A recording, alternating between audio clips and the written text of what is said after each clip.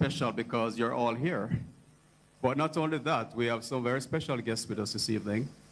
Persons who took time out to travel from far, from their families, from the places where they would not only reside, but do business, and from friends and other things to be here with us.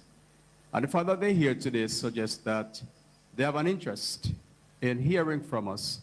And hopefully, I didn't see anybody with a bag or anything, but hopefully there are some goodies for us. And I know you're looking forward to that.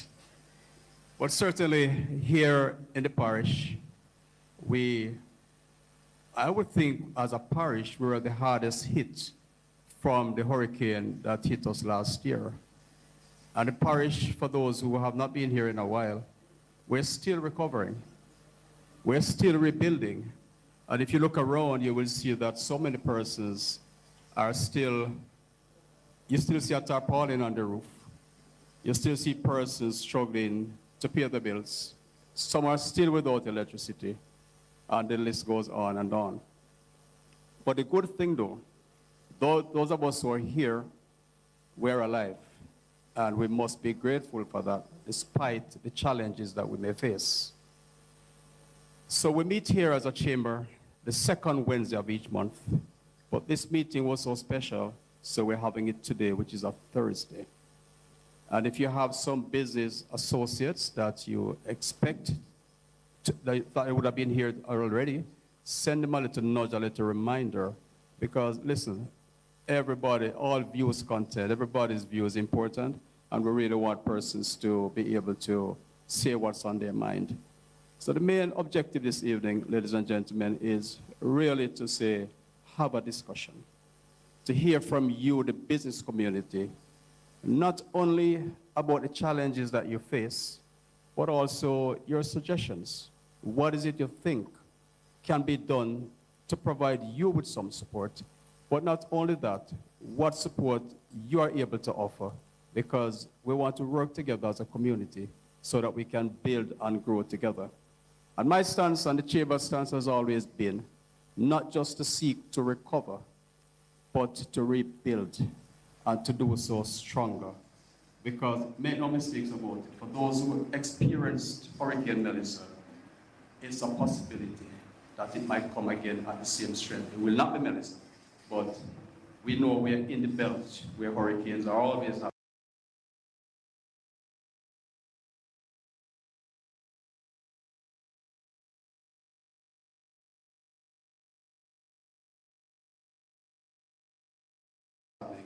And so one must be prepared. It was a lesson for all of us. And it has affected us as an economy, not just in the parish. You know, somebody came down from Kingston about a month after the hurricane. And it said to me, oh, by the way, my name is Moses Jivar, and I'm the president of the Westmoreland Chamber of Commerce. And the person said to me that, Moses, I cannot believe what I'm seeing. And I said, why? We saw it on TV. We saw the pictures, but those did not do justice to what obtains on the ground here. And I tell you, a few persons cried, literally cried, when they saw the devastation down here in Westmoreland. Like many of us were here, would have seen the buildings collapse, the roofs no longer exist, and the list goes on. So we have to continue to rebuild.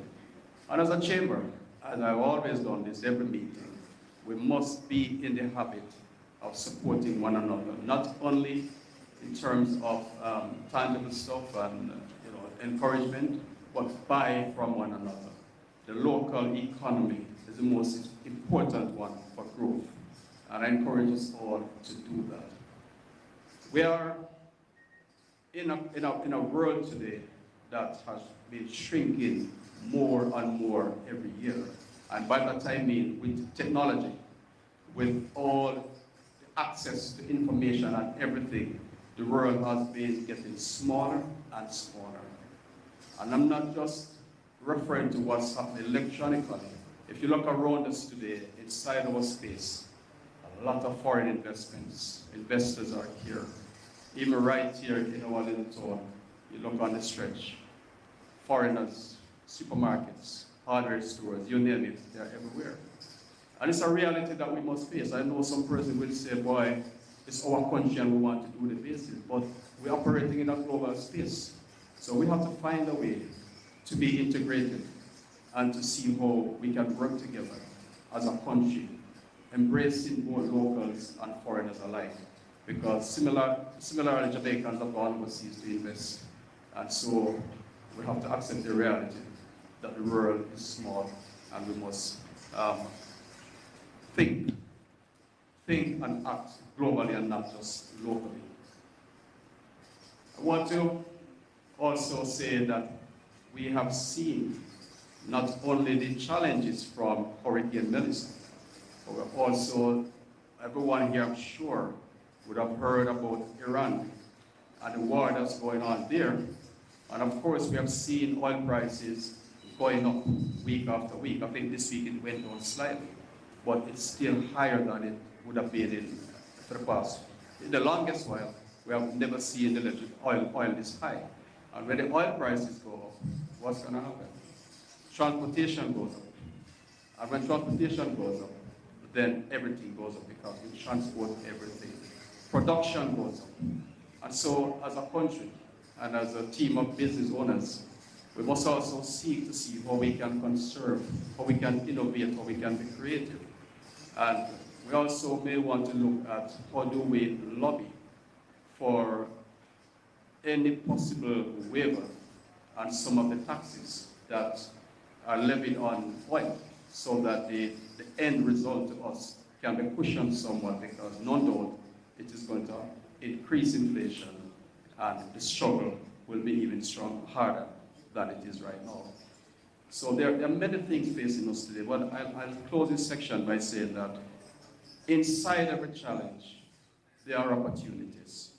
And as a chamber, we must seek to see what are the opportunities we see. And today, we're going to explore opportunities as we have our discussion. So I would like to welcome some persons here and to introduce them at the head table. And I'll start with the gentleman to my immediate left. His name is Mr. Peter Bunting, and he is a member of Parliament. Make him feel welcome, please.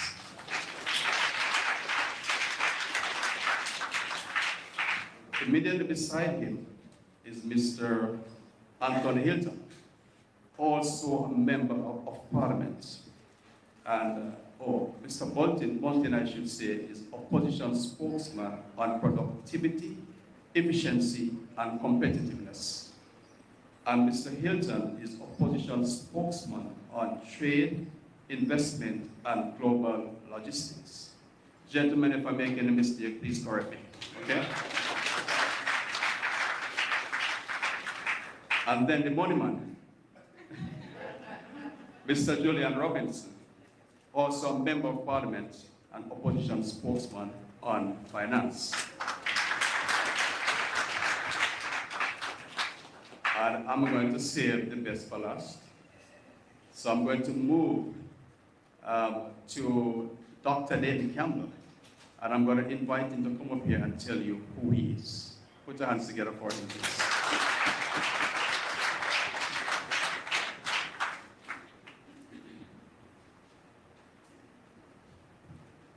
Thank you very much.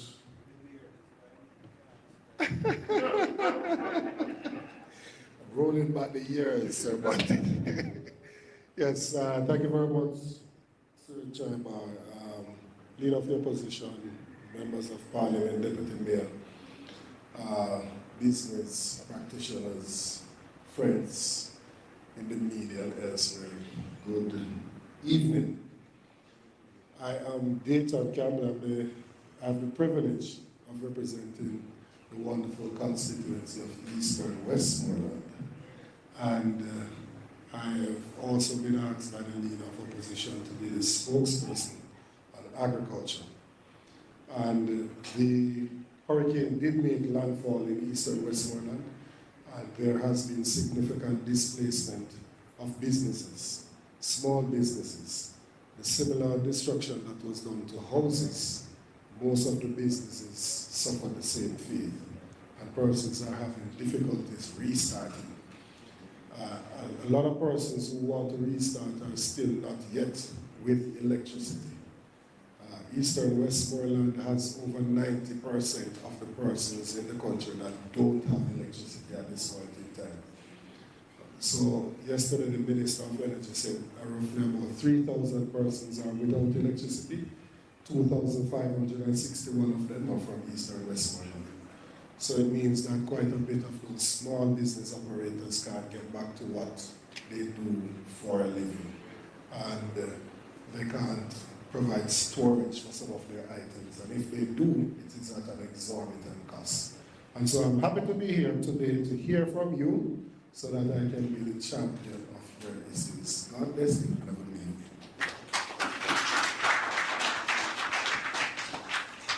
Thank you, Dr. Campbell. And as I listen to him, I would like to suggest to everyone here, if you have not yet done so already, your questions, your suggestions, whatever it is, you have to write it down. So when we get to that section, we can go fast because we would love to hear from everybody. All right, moving right along. So immediately beside Dr. Campbell is another gentleman who is also a member of Parliament. His name is Ian Hayes. And Mr. Hayes, I'm going to also invite you to come up here and just introduce yourself to these persons, this wonderful crowd that we have here this evening. Put your hands together for them. Thank you, Moses, leader of the opposition and the entire team that is here, business folks, citizens, one and all, good evening. I'm happy to see when the leader of the opposition comes to Westmoreland. In the last campaign, he had made some commitments in Westmoreland, and he's back here, and I know that Westmoreland is important to him. To the business community, let me say you're the lifeblood of this entire parish. You make commerce happen, you create jobs. I hear Moses speak about in terms of overseas investors, a lot of them in Westmoreland as we speak, and you need to buy local. But I just want to say, look, the People's National Party commitment has always been to Westmoreland, to the people of Westmoreland, and an extension of the business community. So once again, God bless you all and welcome. Thank you, Mr. Hills. And to his left is Senator Keisha Anderson. Did I get that correct? Put your hands together for her, please. And to her left is our Deputy Mayor, who you will hear from shortly. So I'll move from him, and he's coming up here in a minute. So to our Member of Parliament, Mr. Dwayne Bass, I was about to say what section of the parish he served, but let him tell himself. Put your hands together.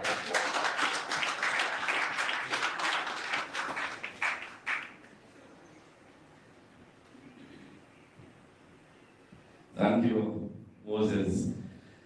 To the leader of opposition team, welcome to Central Westmoreland. And I just want to say to everyone who is here, I'm really happy for the turnout because I know the questions, the suggestions will be fruitful, and I know everybody is anxious to know what is happening from the government perspective for the business community. And the questions will be answered, I guarantee that, so I'm really happy you all are here. And I must say it's really refreshing to be back in the presence of the chamber in such a short period of time after not attending for so long. So I was summoned there 2 weeks ago, along with the mayor, and I'm back here again. So I'm really happy to be here, and I expect robust discussions, and we know that going forward, we will build together and ensure Westmoreland is a better place at the end of the day. So I thank you very much. Thank you, Mr. Bass.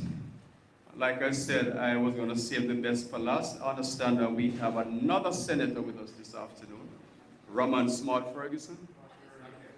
Okay, not here as yet, but you know, I must say that leadership is by example, and usually it's not just what we say, it's what we do and what is visible. And to have such a team traveling here with us, then they must have had a great leader. And I speak of none other here than Mr. Mark Bowling. Thank you so much, sir. He's right there in the middle. Thank you for coming here with us.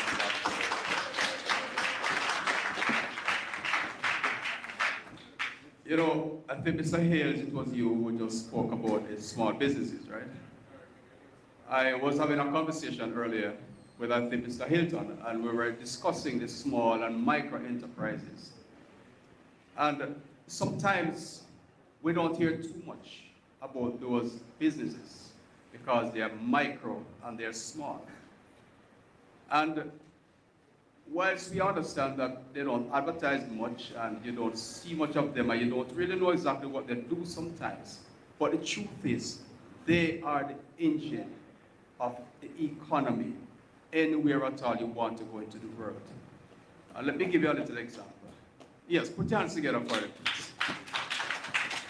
A lot of the business owners here that I see today are micro and small. And when you think about them, these are the most vulnerable.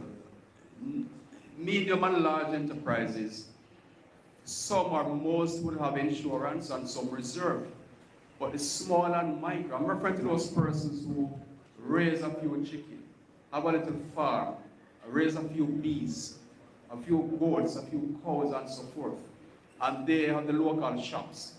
Those are the guys that when you look at them, they are the outlets for all the large businesses and medium businesses. Because let's use Grace Kennedy or St. Paul as examples. Just imagine if they were to leave Kingston with trucks and deliver door to door to everybody. By the time they reach some of us, they would hunger would have killed me. As them say, because it's not possible. Logistically, it is not, and we were discussing it earlier. So these are the businesses, and I'm glad you came out today because you're the ones that we really need for you to get back on your feet quickly. And Mr. Golding, sir, I'm going to kind of put you on the spot because I really hope that you have some wisdom for them today, sir, that you can give them some ideas as to how they can get back on track. You know. And I know they've been asking, will Mr. Golding be able to point where you can get some financial support? I don't know if you have those kind of information, sir, or the money, but we shall find out soon enough. But thank you, everybody, and welcome once again. So our next item on the program is greetings from His Worship the Mayor, Danre Delancey, who unfortunately is not here with us today. So his deputy, Mr. Devon Thomas, will be bringing greetings on his behalf. Make him welcome, please. Good evening, everyone. It is indeed a privilege and an honor to welcome you onto our Westmoreland MSME dialogue, breaking barriers, building business. On behalf of the organizer, I extend sincere greetings to our distinguished guests, stakeholders, and members of the public who have joined us for this important engagement. This evening, we are particularly honored by the presence of several esteemed leaders who have demonstrated a steadfast commitment to the national development and advancement of the business community. Allow me to formally acknowledge Mark Olin, Leader of Opposition, Anthony Hilton, Opposition Spokesperson on Trade Investment Global Logistics, Peter Bunting, Opposition Spokesperson, Productivity, Efficiency, and Competitiveness, Julian Robinson, Opposition Spokesperson on Finance, Senator Keisha Anderson, and the other Senator absent here, Senator Ferguson.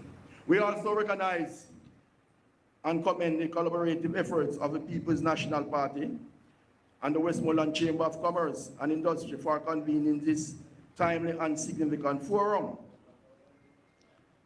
This dialogue represents a vital opportunity to engage constructive discourse surrounding the growth and sustainability of the micro, small, and medium-sized business enterprise. The MSME sector remains a cornerstone for our economy, contributing significantly to employment, innovation, and community development.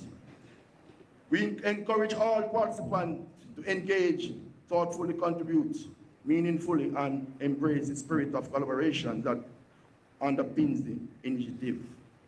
Once again, I welcome you and thank you for your presence and participation. I trust that this evening proceeding will be both productive and impactful. Thank you.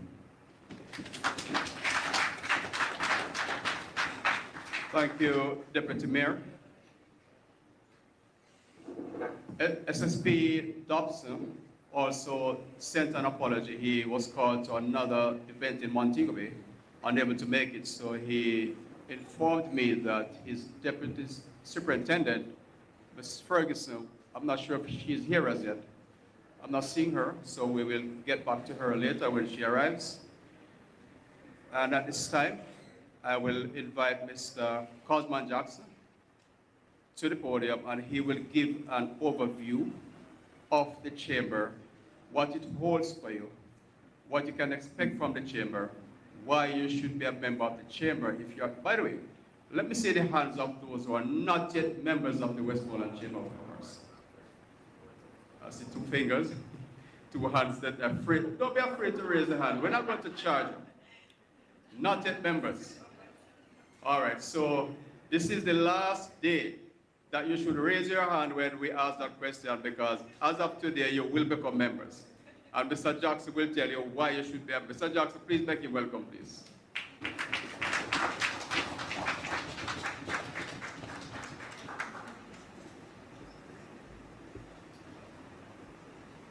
Leader of the opposition, one of my former bosses, and the one sitting right there. Members of the table, President Moses, colleagues, it's good to be here. The chamber, as you know, we meet on a monthly basis, second Wednesday of each month, right at this location. And our main focus is to bring the community together.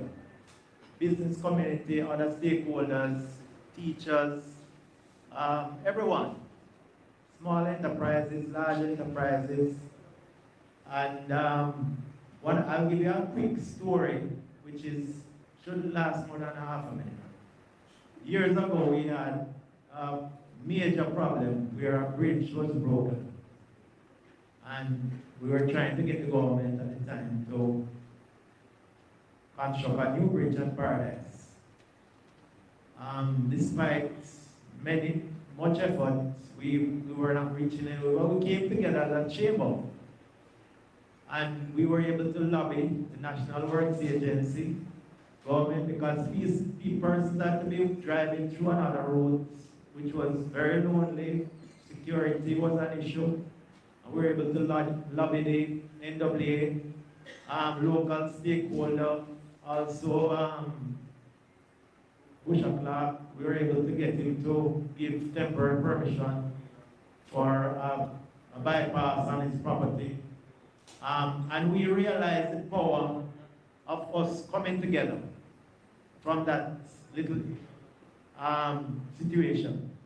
So you may have a small business and you may need assistance sometimes with a business plan, connections, etc. The chamber is the right place for you to come and be a part of this group. So I'm imploring those who are not members to become members. The chamber has been doing a few things in the community. Time won't permit for me to name them now, but there are quite a few projects that we embarked on, and we continue to do projects.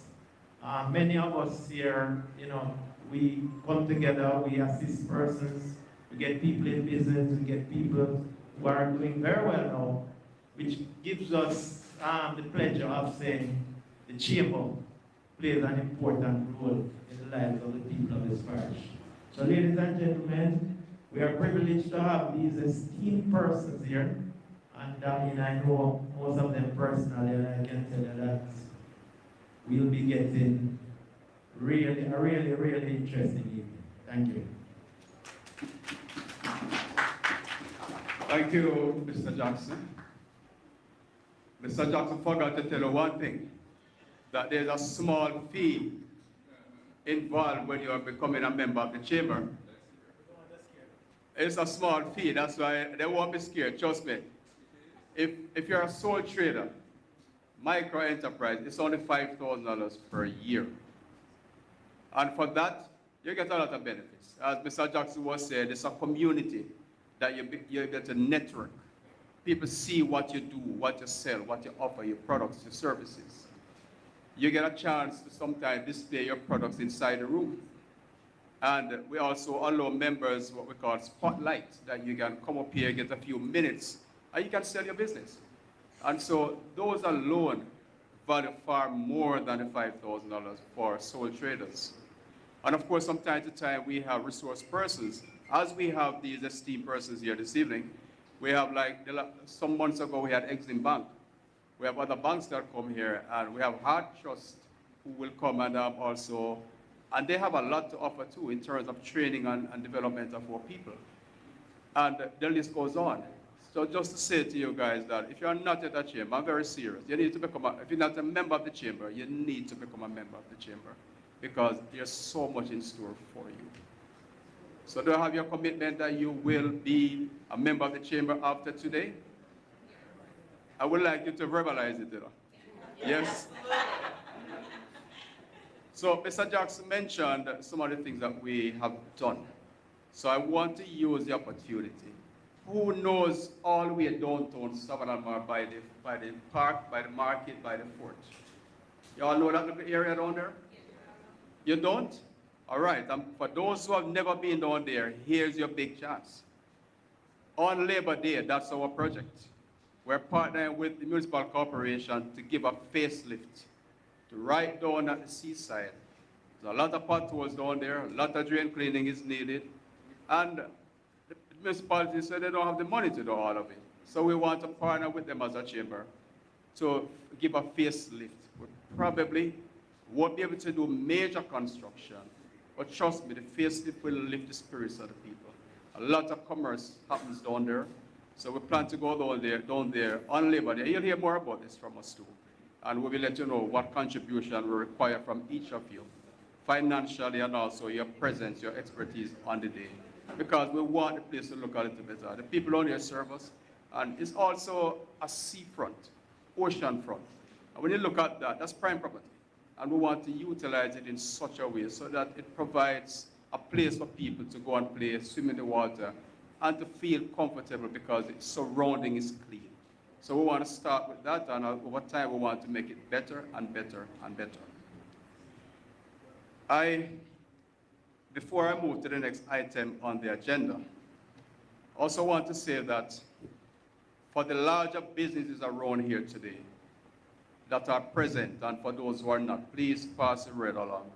Let us take a smaller business on our wings and mentor them.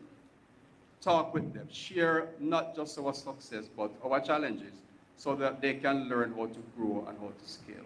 It's important because at the end of the day, we're all Jamaicans, we're all Westmorelandites, whether we came from another parish or not, but we're in Westmoreland now. So let's make our presence felt. So ladies and gentlemen, what's gonna happen now is that I know you've been waiting for this. So we're gonna have a discussion segment. But let me ask you a question. Would you like us to go straight into the discussion? I would like to hear from the leader of the opposition, Member of Parliament, Mr. Mark Golding, first. Hold on, Mr. Golding, don't stand up yet. You want to hear from him or just go straight into the discussion? You want to hear from him? Yes. Mr. Golding, did you hear them, sir? You hear them? I'm a little harder here. You want to hear from him? Yes. All right, Mr. Golding, please put your hands together. We're going to come into the floor.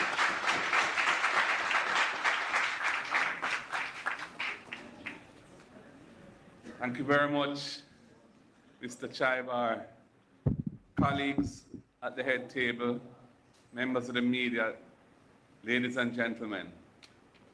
First of all, I want to endorse the gratitude that has been expressed for each and every one having come out this evening, and also for scheduling the meeting today rather than yesterday at our request, because it would have been difficult for us to all have made it yesterday.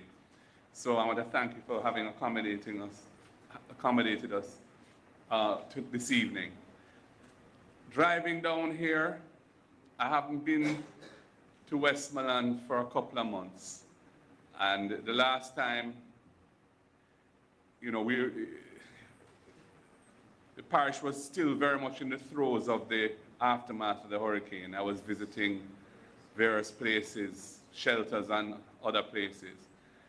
Coming down today, I still felt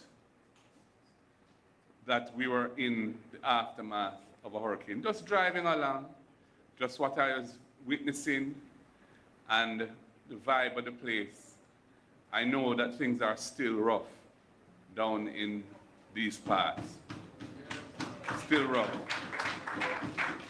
And so, again, for you to take some time out to come and listen and share, you know, respect you. And we want to hear from you as well, because we are representatives of the people, and our role is to represent the interests of the people. And in order to do that properly, you have to know what the people are thinking and feeling. So this is a good opportunity for us to hear from you. You know, when I was listening to Dayton in his brief remarks explaining the fact that electricity supply is still a big issue in eastern Westmoreland. Business people struggling. And we're focusing on business people tonight because we're at the chamber meeting, but obviously we feel it for all citizens and residents who are still suffering. But from the business perspective, to have been without light since October 28th, and today is April the 16th, you know, and still not having light, it must be very depressing for those business people and the struggles they're going through. I feel it for them. And broadly speaking, the economy must be depressed when you have so many people who are struggling to get back on their feet.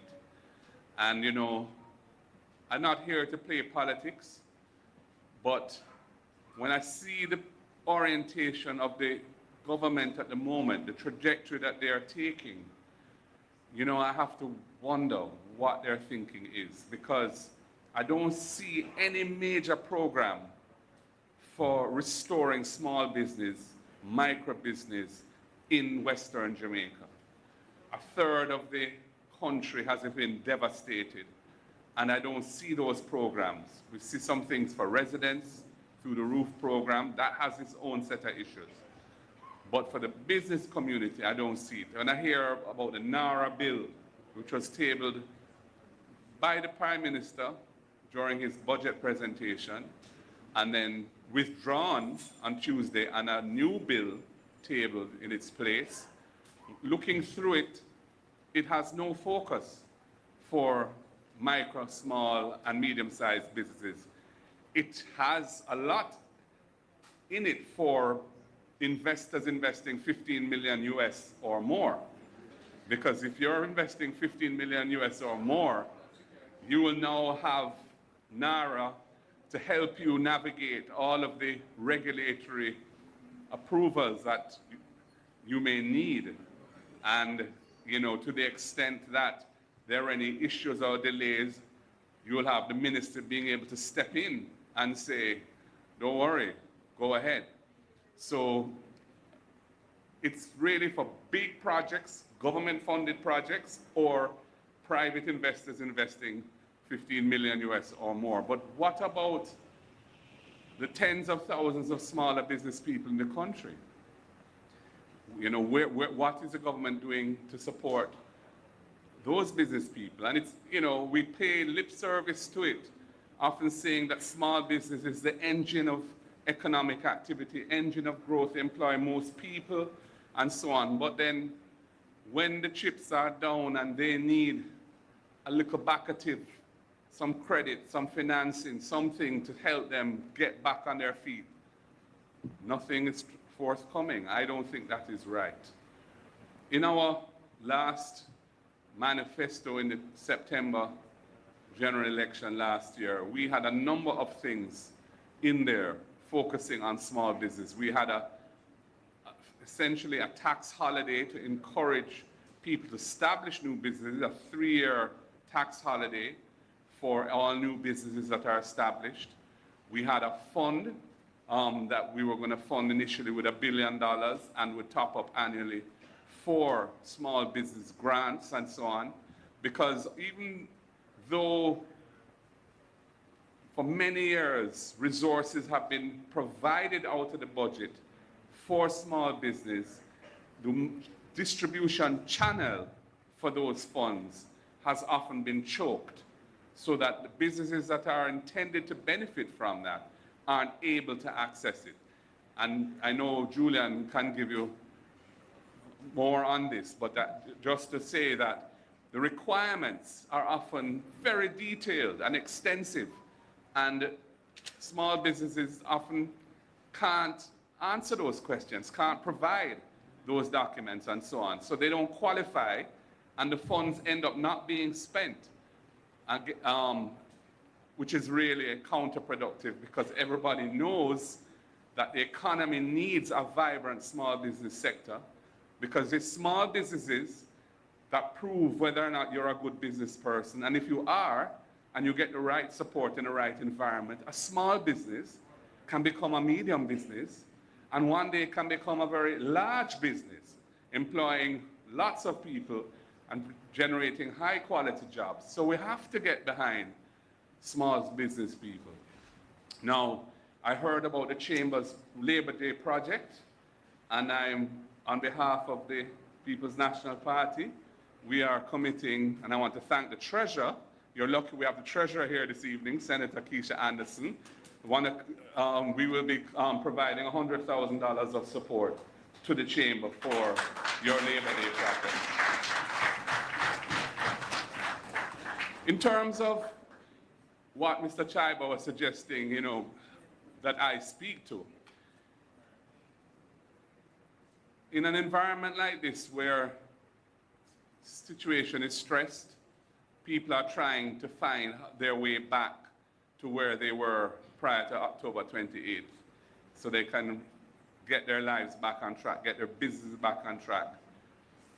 I think a sense of community, a sense of a cooperation amongst the business community is very important. There are benefits that can be derived from sharing information and even sharing resources in terms of how you buy certain inputs and so on, where you can negotiate for better prices if you're buying in larger volumes and so on. So I would suggest to the Chamber that they should really encourage small business people to brainstorm together what areas that they can cooperate around, rather than thinking of maybe this is a competitor or whatever. The market is big, and the marketplace, can accommodate everyone. So navigating the space through sharing ideas and sharing resources, buying in bulk, buying together, these are the kind of arrangements that maybe will help people to, get back on their feet a little quicker. I was going to say to Mr. Chaiber as well, since we have this big crowd here and you've asked everybody to join, how about a discount for the early birds? A little single practitioner, sole proprietor discount for the first year. Given that I know the Chamber has its needs and so on, but just encourage the people to join. You could consider giving them a little thing after the 5,000. I'm sure it'd be well appreciated. How about that? Yes. But as I've said, I think we're going through difficult times, and they're only going to get harder, I'm afraid, because with the war in the Middle East and the government announcing yesterday, I think it was, that Petrojam is going to remove the cap that has been part of the pricing formula, where they have not adjusted the price each week by more than $4.50, regardless of what the actual price to them has been. But the cost of that in a rising market has cost them, well, the last number I had heard was $5 million US, and that was at mid-March, so it's more now. And Petrojam has been losing money in the last couple of years, so they're not in a financial position to absorb those losses. They're going to need a bailout from the government, which is not in the budget this year, to cover those losses. And they've essentially said they can't do that any longer, so they're going to have a new pricing formula which is going to pass through more of the cost to the ultimate consumer, whether it be a business or a private citizen, a motorist, or whatever it may be. So that is going to be a real challenge. And you know, other countries have announced efforts by the government to cushion some of the blow on the people of those countries from this storm of higher prices that we're facing. And the whole world is facing it because oil is such an essential ingredient in energy, in transportation, in manufacturing, in pharmaceuticals, in agricultural inputs like fertilizers. So there are a wide array of critical inputs where the prices are going to be impacted by this higher price. Now, there was a tax that was put in place in 2015 on fuel, dedicated to financing an oil hedging program. That's a technical word, but essentially what it was to provide the resources so that Jamaica could purchase insurance in the international financial markets, that if the price of oil went above an amount, whatever price we chose as the price above which we can't absorb that on our own, we would be entitled to a payment from whoever we bought that insurance from. That was a way of protecting the country from shocks which result in the spike in the price of oil. After 2016, when the government changed, the new government did not think that that was necessary. And so they abandoned the oil hedging program. And they no longer, we had done, I think Jamaica had done 4 hedging contracts up to that point. When those matured, they didn't renew them. But they kept the tax. So we are still paying that tax up to today, though the purpose for which that tax was put in place is not being fulfilled. And of course, had we maintained it, we would have the benefit of it now when the price has gone up to $100 or whatever it is per barrel. There's no protection for Jamaica now. We're going to absorb the full brunt of the movement in prices. And you know, insurance is a funny thing, because when you pay a premium and the risk that you're buying the insurance for doesn't happen, people say, oh, you waste your money. But that's not the case. In fact, you won because that risk hasn't hit you. But had it hit you, having paid that premium, you would be able to make a claim. And so that's the nature of insurance, that it's protecting you from the downside of a risk. Because if that risk doesn't transpire, you're okay. You know, you're not going to feel a hit anyway. But where the risk does transpire and you have no protection, then you're really feeling it. And that is what Jamaica is going into now. So I would say the government should really morally consider removing or substantially reducing that tax that was put in place to pay for an oil hedge, an insurance arrangement, which was abandoned by the government, so that the people of Jamaica didn't have the benefit of that arrangement at a time which we're in now, where the prices have moved so heavily against the consumer. It's kind of a clear, I would say, a clear candidate for passing some relief back to the people by reducing that tax or eliminating it. Yes, it's going to have a budgetary impact if you do that, but we're going through a period where that's unavoidable. And when we weather that storm, we can always restore ourselves through a vibrant economy. We will always be able to come out of that situation fiscally. But in the meantime, we have to ensure we survive. And so that would be a candidate, in my opinion, for giving back some relief to the people, because the moral justification is strong. That tax is only there to pay for insurance and that insurance was not purchased with that tax. That tax was just gone into general revenues to pay increased salaries for those who got the big increases. So, you know, the case for giving that tax back to the people going forward, at least during this period, I think is a strong case. So, ladies and gentlemen, at this juncture, I think it's a good opportunity for us to have a conversation. I would really like to hear from the business community what life is like for you at the moment, and what are the things that you would like to see done to help you get back on your feet, because nothing seems to be happening to protect your sector, and that is totally unacceptable. So let us hear from you. Thank you very much. Thank you so much, Mr. Rowling. Very, very solid words indeed. And certainly any relief that we can get right now will help us. Because make no mistakes about it, we're in for some serious times.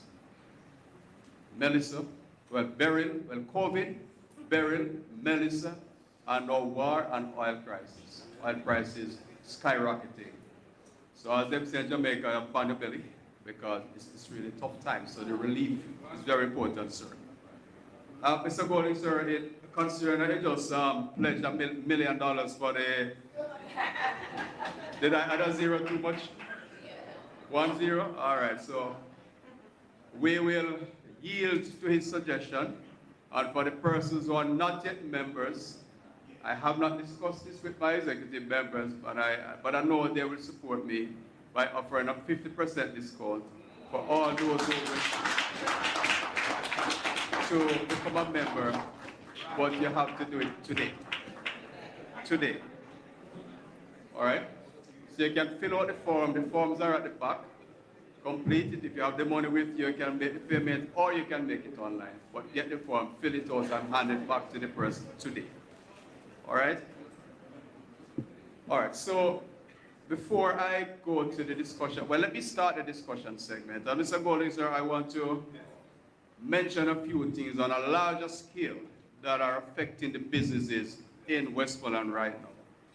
And I'll start with the roads that we have to drive on. You didn't fly here today, so you drove. All right, so you had a jolly time. No, seriously, it takes you so long to drive a mile that you could almost reach Kingston in some instances. And we really need to get the roads repaired.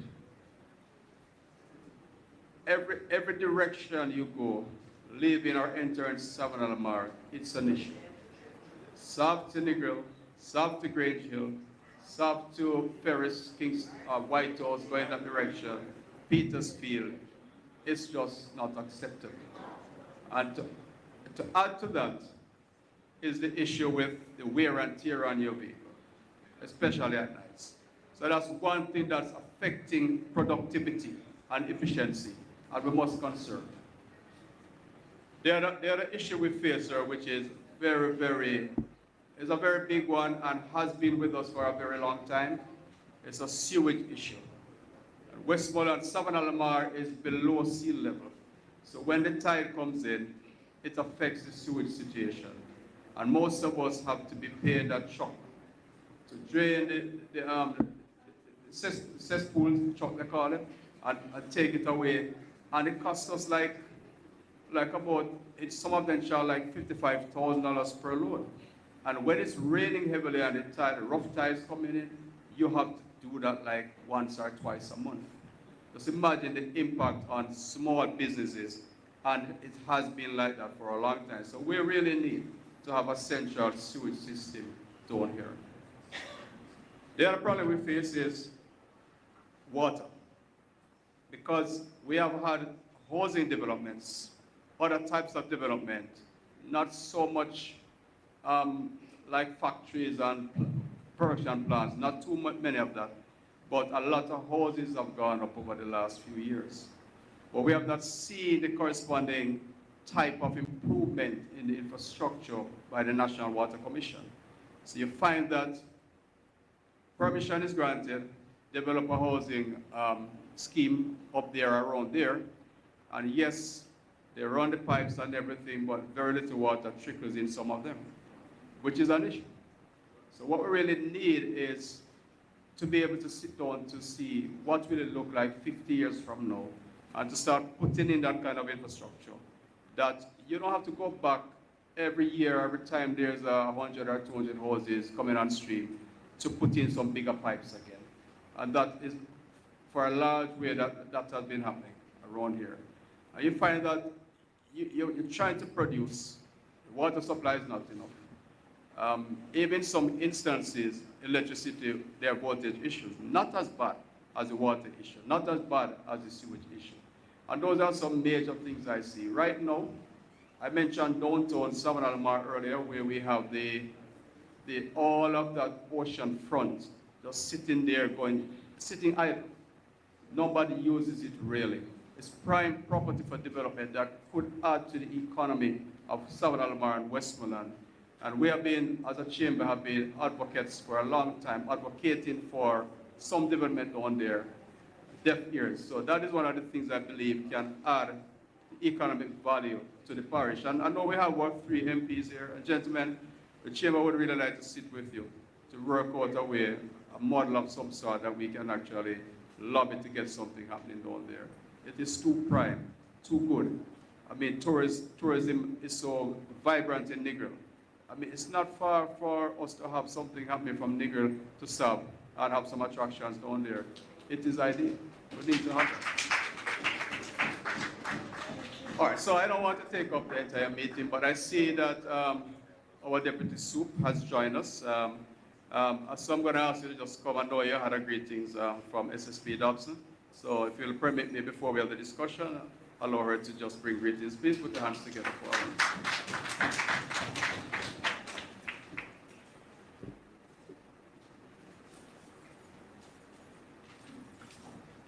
Pleasant evening. I am Myrna Ferguson Campbell, Deputy Superintendent of Police for Westmoreland Division. I'm the admin officer, and I'm representing Senior Superintendent Dobson, who wanted to be here this evening. I want to greet you and to say thanks to the business community on a whole. I know not a large section of the persons from Westmoreland Division are here today, but I want also to extend thanks, because as you might know that Westmoreland is one of the parish that enjoy the highest degree in terms of crime and criminality for Jamaica last year, and for this year we are doing even better, because at this point, we in Westmoreland have seen a decrease close to 50%.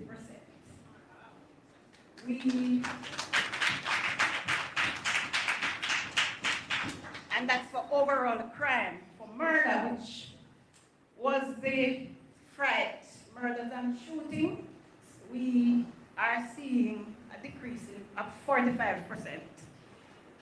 We last month saw a lull, but at the start of April, about a week ago, we had some challenges in the Frome area where we had 3 murders. And that is what brought us below the 60%, because this time last month we had a 67% decrease, because we only had 7 persons being murdered in the parish. But as I said, our partners have been working with us, and one of the threats is property crime, where persons are fearful. We were able to thwart some of those. Our intelligence apparatus, and as I said, it is through our residents that passed on information to us. We were able to take some of our breakers and the persons who commit the major robberies in the parish. And so you are not hearing of a lot of robberies.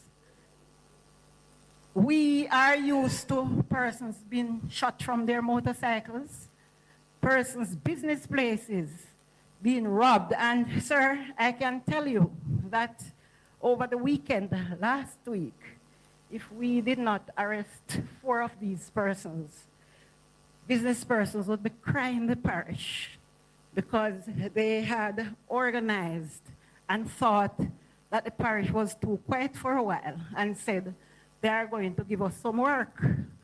But we managed to take them into custody, and we are able to charge some of them. And I know that you will continue to work for us because it is only a win-win for all of us living in Westmoreland. We look forward for your continued support, and our engagements out there are increasing. And I know that the persons who reside in the varying communities, we were in White House last week, well, since week, we were in White House, we were in Negril, we were in the Frome area and Grangeville area, and we will continue to foster better relationship and partnership going forward. We ask that you continue to liaise with our police officers. We also got an increased number to the division for last month.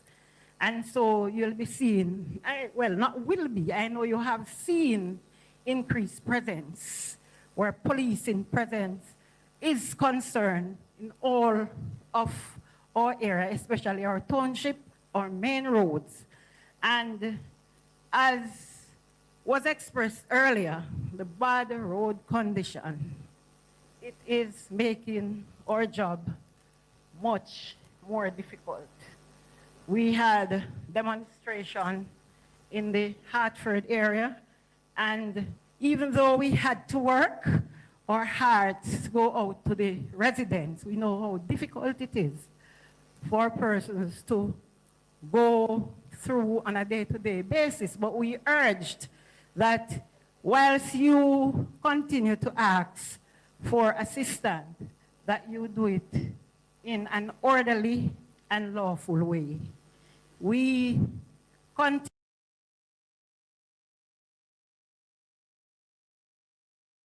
to ask ourselves, because even patrolling becomes more difficult for us when we are not able to traverse the roadway at a certain pace and to go certain places. So we too are urging for some fix or some work to be done in all the areas in Westmoreland. I thank you.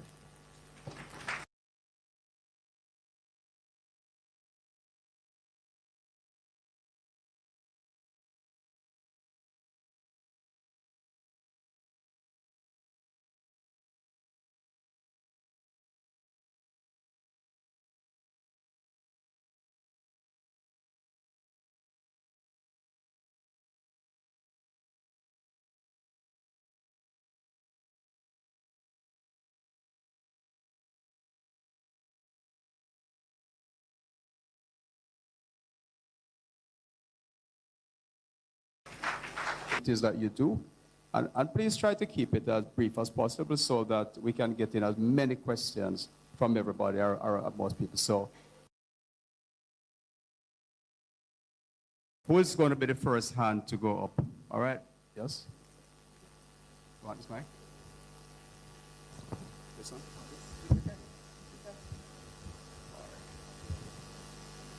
Mr. Miles, there's a lady at the front. Her hand went up first.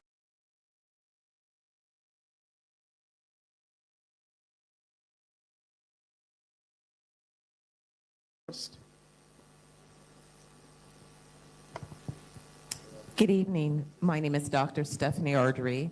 I'm the CEO of Zeniverse Wellness Group. I'm a real estate developer and investor, and I'm from America. I escaped a year ago here to Jamaica. So thank you for introducing me to this hurricane. I've got a fan and some family here in the house, so Honorable Hilton and others know a little bit more about my interest. But my question specifically has to do with infrastructure.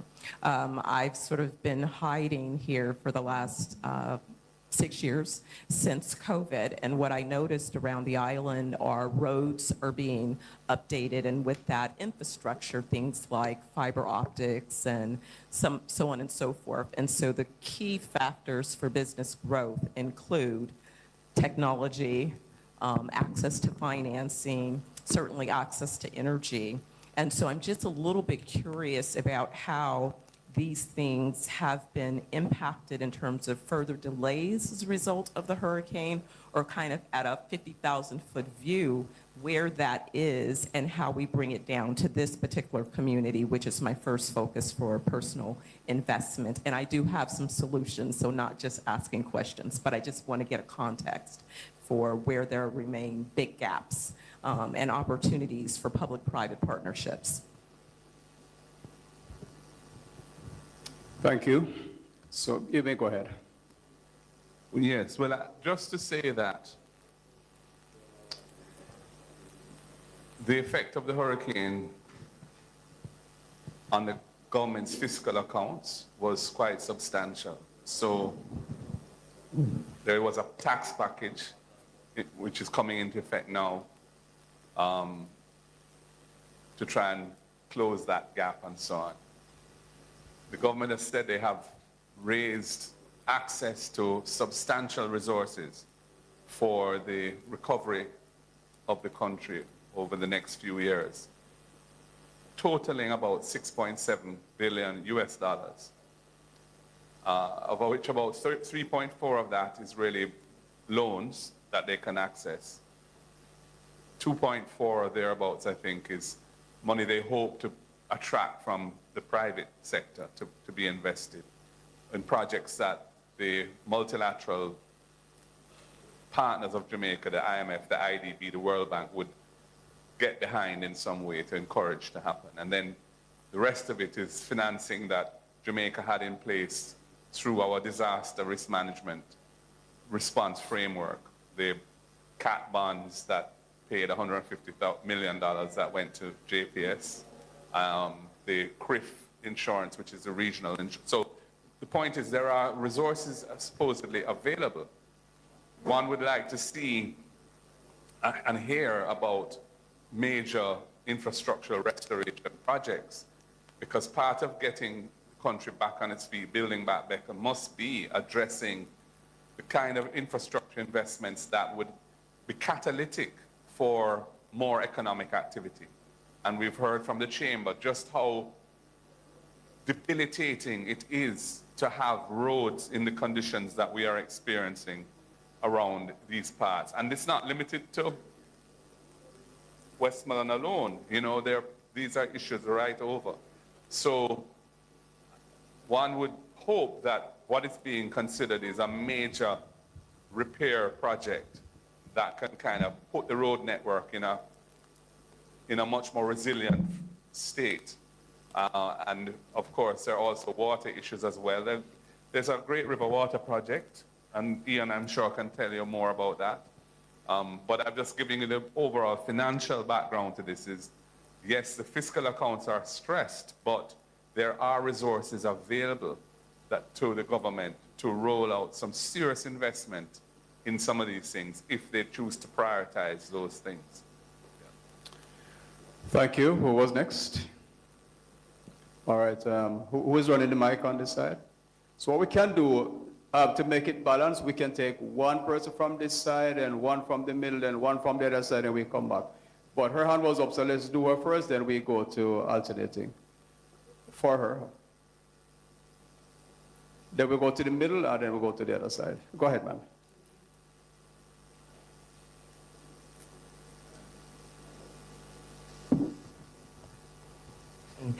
I'm a broadcaster from the United States. I'm from San Francisco, California.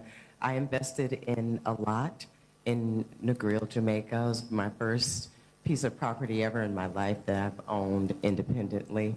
I left the United States to come here and invest in a retirement home for myself, and my surname is Williams, just so you know I'm family. But first, so I have an apartment that I can afford here that I rent, and I eat at local shops, and when the water is not flowing through the pipes, I have to fill up a bucket and pour it down the toilet like I've never done in the United States. I have to do my laundry by hand, and I have 3 buckets that I use, and I record myself, and I put it on my social media to share with all of my friends in the United States that think they want to come here and live in Jamaica. It sounds nice and pretty, but it's very difficult. I would not be able to do it had I not grown up in a rough part of the United States where my parents taught me how to do laundry by hand, cook for myself with the bare minimum, eating beans all week, and still maintaining my health, my mental health, and my physical health. In this beautiful place, that's the difference. But there aren't very many differences, and I am a lobbyist. I am a grassroots organizer. I've worked on budget analysis with locals and town hall meetings. I owned a child care service where I can help local child care providers build child care so that these parents can go to work, right? Have some good, resourceful, supportive, ground level support, and that's what I'm here for. So really, ground level, first person, primary source, resources, and research. So that's what I'm here for. I also worked in transportation for the Department of Transportation in California. So I'm here to help, and I'll join today. Thank you. Thank you. We really appreciate that, and we will talk with you a little bit at the end of the meeting so we can get the contacts going. Much appreciated. Who is next? Raise your hand, please, in the middle. Good evening, all. Members of the head table, opposition leader and his team. I have a question I think MP Robinson and MP Hilton could possibly answer. Given the current geopolitical dynamics as it relates to oil and the possibility of the US dollar no longer being the main currency to purchase oil, how do you see Jamaica shaping itself to going out possibly on a deregulated market where it's just open market, where you could just buy your fuel from the best price? Or how do you see us shaping and moving forward after the event of the war? I think the big issue that we face is we import 95% oil and gas to support our energy needs. That's simply not sustainable. When about 15 or 20 years ago, we had set a goal of generating 50% of our energy from renewable energy sources by 2030, which is 4 years from now. I don't think we're going to get to that goal. And the government has been slow in its efforts to roll out renewable energy. So when we were last in government, we had a request for proposal in 2013 that led to a build out in 2016, which I think would include Paradise here in Westmoreland. There was added capacity at Wigton, and there was content, I believe, in Clarendon. They took 8 years to issue the next RFP, which concluded in 2024, and it will take probably 3 years for those companies to build out. There's an additional 200 megawatts of generating capacity, which they intend to put to the market in another year or so. We have to increase the share of our energy sources from renewables so that we can mitigate against these shocks. That's really the only option that you have as a small island developing state. But there are other things we can do. It's too difficult, for example, as an individual or business, if you put in your own generating capacity, solar, for example, to get a net billing license. We have to encourage more wheeling, where if you generate in one location, you can provide the same electricity to another branch in another location. So there are things within our control, regardless of what is happening internationally, that we can do as a country. But frankly, we've just been too slow. So unfortunately, even if by the best luck, there are cessation of hostilities in the Middle East, we're going to have this sustained period of high oil prices because generating capacity has been destroyed, which will take time to recover. But I hope we will use this crisis as a country to do more to encourage, for example, I think we need to look again at the duties on electric vehicles, the duties on hybrids, for example, so you can make it more attractive for people to use those kind of cars versus just gas or diesel. So the long and short is there are things within our control that I think as a country and a government we can be doing more so that if we have another shock 2, 3, 4 years from now, we won't have the same impact on the country. Thank you. Yeah. So go ahead, Mr. Hilton. Thank Mr. Robinson. Yeah. The assumption that the U.S. dollar will not be the currency, that we'll see where that goes. But I think I endorse what Julian has to say about the things that we must do as a country. There are two other things that I'd point out, that the energy transition will take some time because the base energy for industry, for example, will require gas or oil for some time. But we have to transition out of that. The other thing I'll say is that we will be looking at energy security arrangements, and I think CARICOM provides some possibilities because of the energy finds within CARICOM, mainly between Guyana and Suriname, and perhaps something for us down the road. Don't know. But even if it's just Guyana and Suriname, I think there's a discussion that must be had about energy security within CARICOM. Thank you very much. One next question. Over to the left. Who has the mic? I'm not sure which one went up first, but.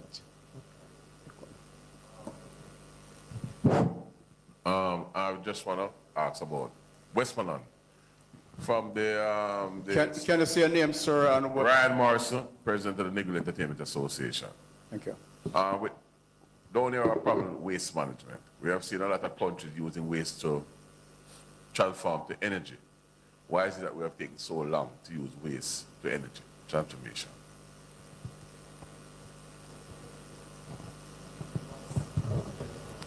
I mean, from we were last in government, there was a task force set up to deal with the transformation of Riverton, actually. But quite frankly, we have not seen any tangible movement on it. In fact, I think they were going to relocate. You want to? Yeah, so there was a proposal to look at the waste situation around Riverton, that being the largest dump. It really is not a not a landfill, it's a dump. And a task force was put in place. The work of that task force, the last meeting I had with them was about a year ago. And that task force continued, but not at the pace that I think is warranted and necessary. And we still haven't gotten to a stage where we're ready to see a concrete proposal being put. So we're still awaiting that. But waste to energy should be a part of that mix of transition measures that we take. I think that it needs to be looked at as being a special case because it provides energy, but it also deals with a waste problem, and it's unique in that respect. And Jamaica has a real solid waste disposal problem. I mean, I represent a constituency in Kingston, and I was discussing with my councillors yesterday. We have bulky waste now problems, all kind of things people put out on the road, people doing construction and leave refuse on the road, etc. So even though our domestic waste, we're managing fairly well in my constituency. I have a program that I deal with that, but the bulky waste is a big problem. And the government, you know, they don't really have a process for managing that. It's done in an ad hoc way from time to time when it gets bad, you know? So I think if we look at the waste to energy as a thing that is not just solving an energy issue and diversifying our energy mix and trying to get our cost of energy down, but it's also a way of dealing with the solid waste problem, then I think we could prioritize it more, you know? Yeah. I know your MP was bawling about the garbage disposal situation on the, yeah, in a video. Yeah. Just before MP Hales continues to lament the situation, I think enough has been said about the waste to energy part of the discussion. I think solid waste is currently failing the people of Westmoreland. And we, coming out of the hurricane, there was a program that was being done through the Ministry of Local Government where we're cleaning communities, and I thought it was going very well because residents were able to put out that bulky waste and they were able to clean, debush the area, clean the drains. You know, the communities were looking like life was being restored. That was discontinued. And a centralized program done, I don't know for what good reason, because the initial program was also providing significant financial assistance to residents who are in need. What we now have is that pretty much as the elected officials, we become the chief mendicants. We beg on a daily basis for basic services. I mean, the garbage is piled up in sections of White House and in Darliston and Bethel Town. And, you know, it becomes a breeding site for rodents, for rats and all of those things, which then leads to an public health disaster. So I think more really needs to be done by the National Solid Waste Management Authority to deal with just the collection and disposal of the waste. I would like to thank you so much for the question and the answers. I would also like to add something to the matter of solid waste. Some years ago, I think it might have been 2007, 2009, the mayor, we were discussing it last week. There was a plan to set up a transfer station in Georges Plain. We had a groundbreaking up there, and some equipment, I understand, were delivered. But for some reason, the project didn't get off the ground. Now, when you think of the distance from Westmoreland to Montego Bay, which is where we carry the garbage, it takes very long. It's a long trek. But considering the road conditions, when a truck leaves Westmoreland and manages to reach Montego Bay, that's probably one trip for the day. So even if we increase the number of trucks, it's still going to be a difficult task. What we need to do, and MPs Campbell and Vaz and Hills, it's a matter that the chamber would love to discuss with you. How can we revisit that and get it going? Because it would ease the burden and the handling of the garbage. George's Plain is just right up there, and the land, everything is there. I had a meeting with the NSWMA in terms of the transfer station in George's Plain. They have advised that within the next 5 weeks, the transfer station in George's Plain will be up and running due to the fact that we transport garbage from Westmoreland all the way into St. James, and the trucks can only make 2 trips per day. So they have assured me that, a lot of time, well, yeah. They have assured me that within the next, I think we are now down to 3 weeks remaining for the transfer station in George's Plain to be open. That is good news. Thank you for that. All right, next question, please.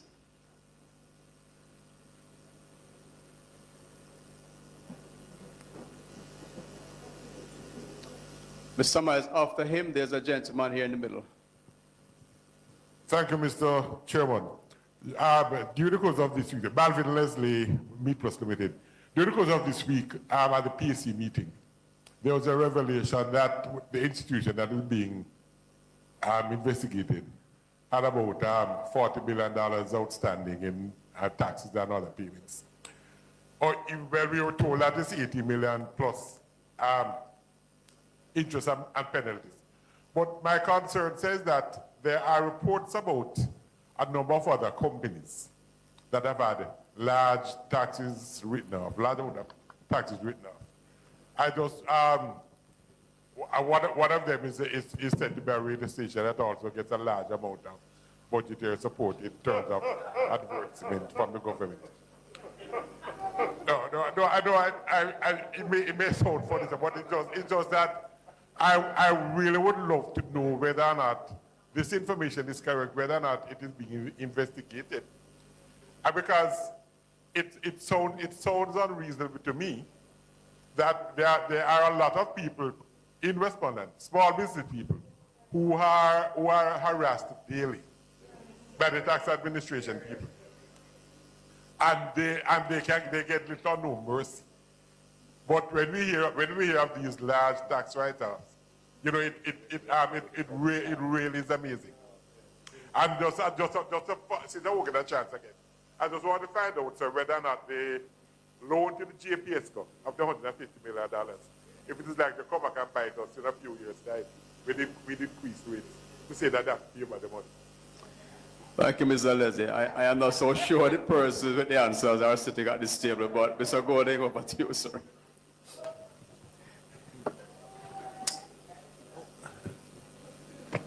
The university hospital situation is an ongoing crisis of confidence, you know, that as we hear, and there's more to come, I believe, there's more to come. I have the chairman of the committee that's looking at it beside me, so I can say that. Yes, I mean,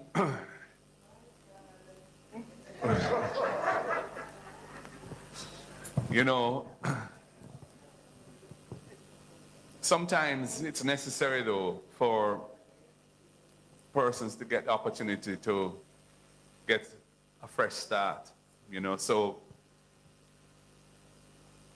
I believe that the university hospital is going to have some kind of arrangement for that, because there's no way they're going to be able to pay $40 billion. It should never have got to where it is.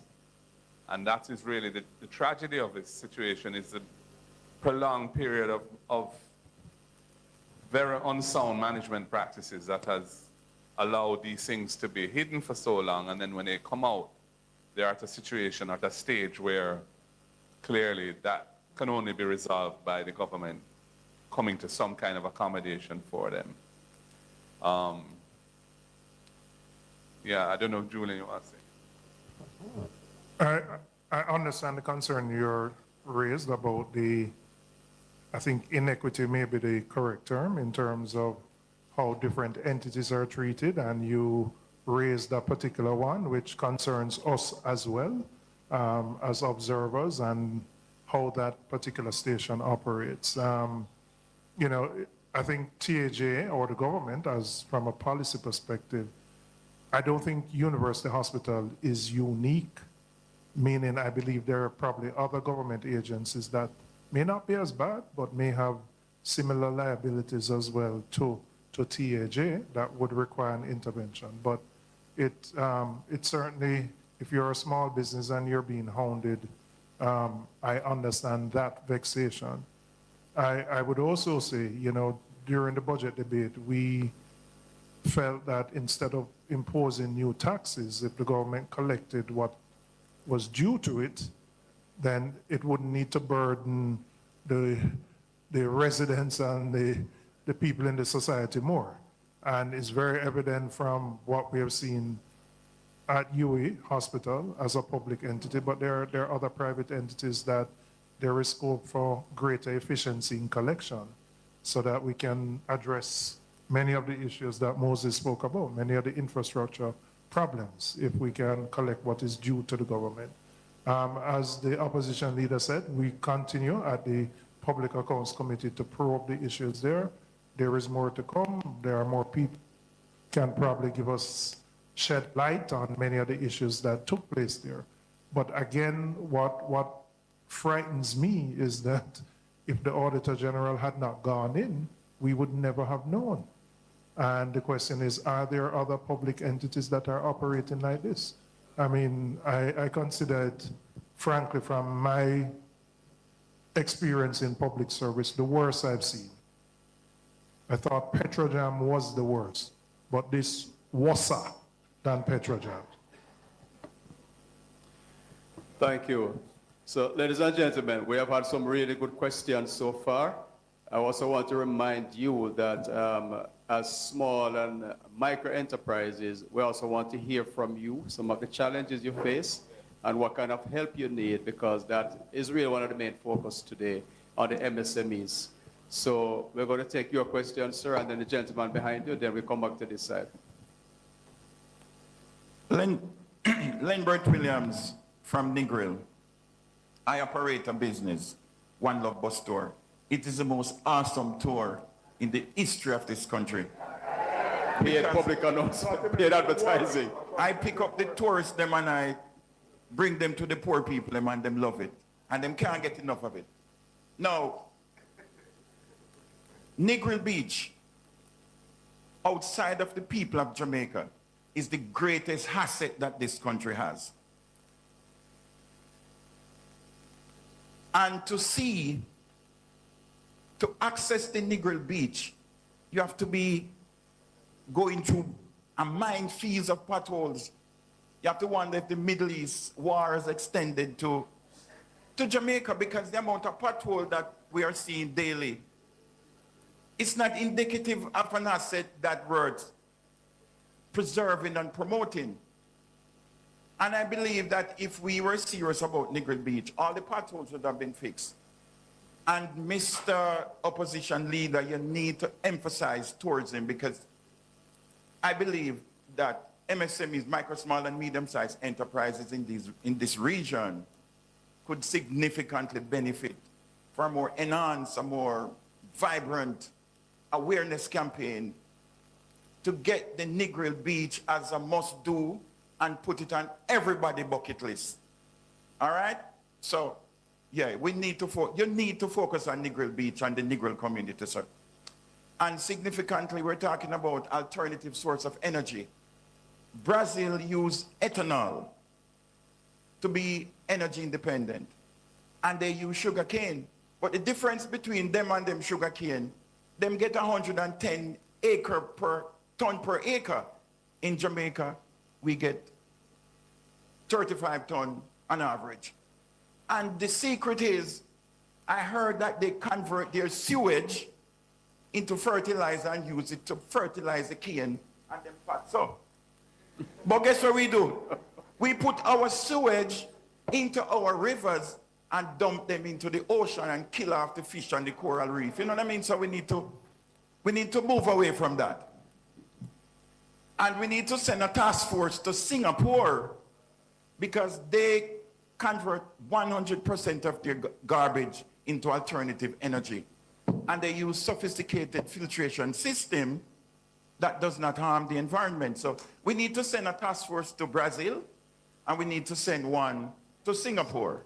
All right?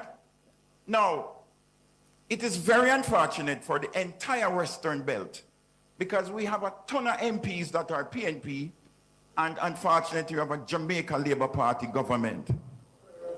Very unfortunate.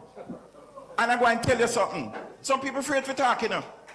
The Jamaica Labour Party is not going to be too enthused to support Western Jamaica. It is not politically advantageous to them. So, Mr. Opposition Leader, here we have got to know.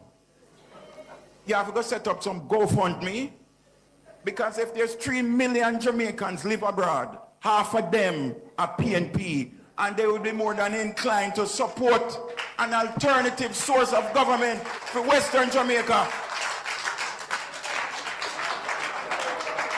Me just do a thing what they say, yo, GoFundMe want some money for buy zinc, and in 1 week me get 300,000 Jamaican, and you, the PNP, could do 10 times, 1,000 times a bigger job. So we cannot depend on the Jamaica Labour Party to help we out at this time. So you're going to have to think outside of the box. You need to now tell me what is your methodology to address my questions. Thank you. Thank you very much, Mr.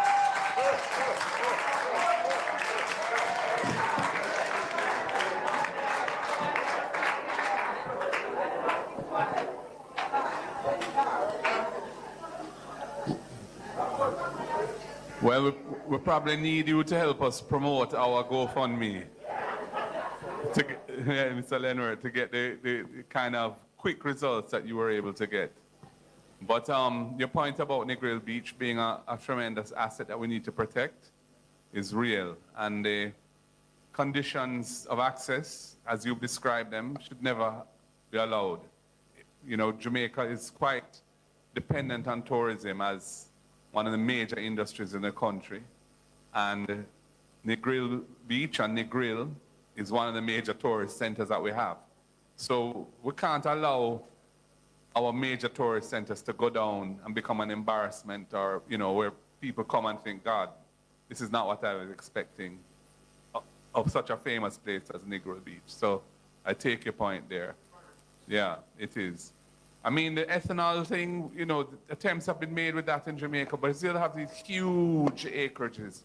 They probably have estates bigger than the whole of Jamaica, you know, and the economies of scale that you can derive from that, the efficiencies and so on, are significant. Our sugar industry has really struggled ever since the protections that were negotiated in the past were removed under the WTO.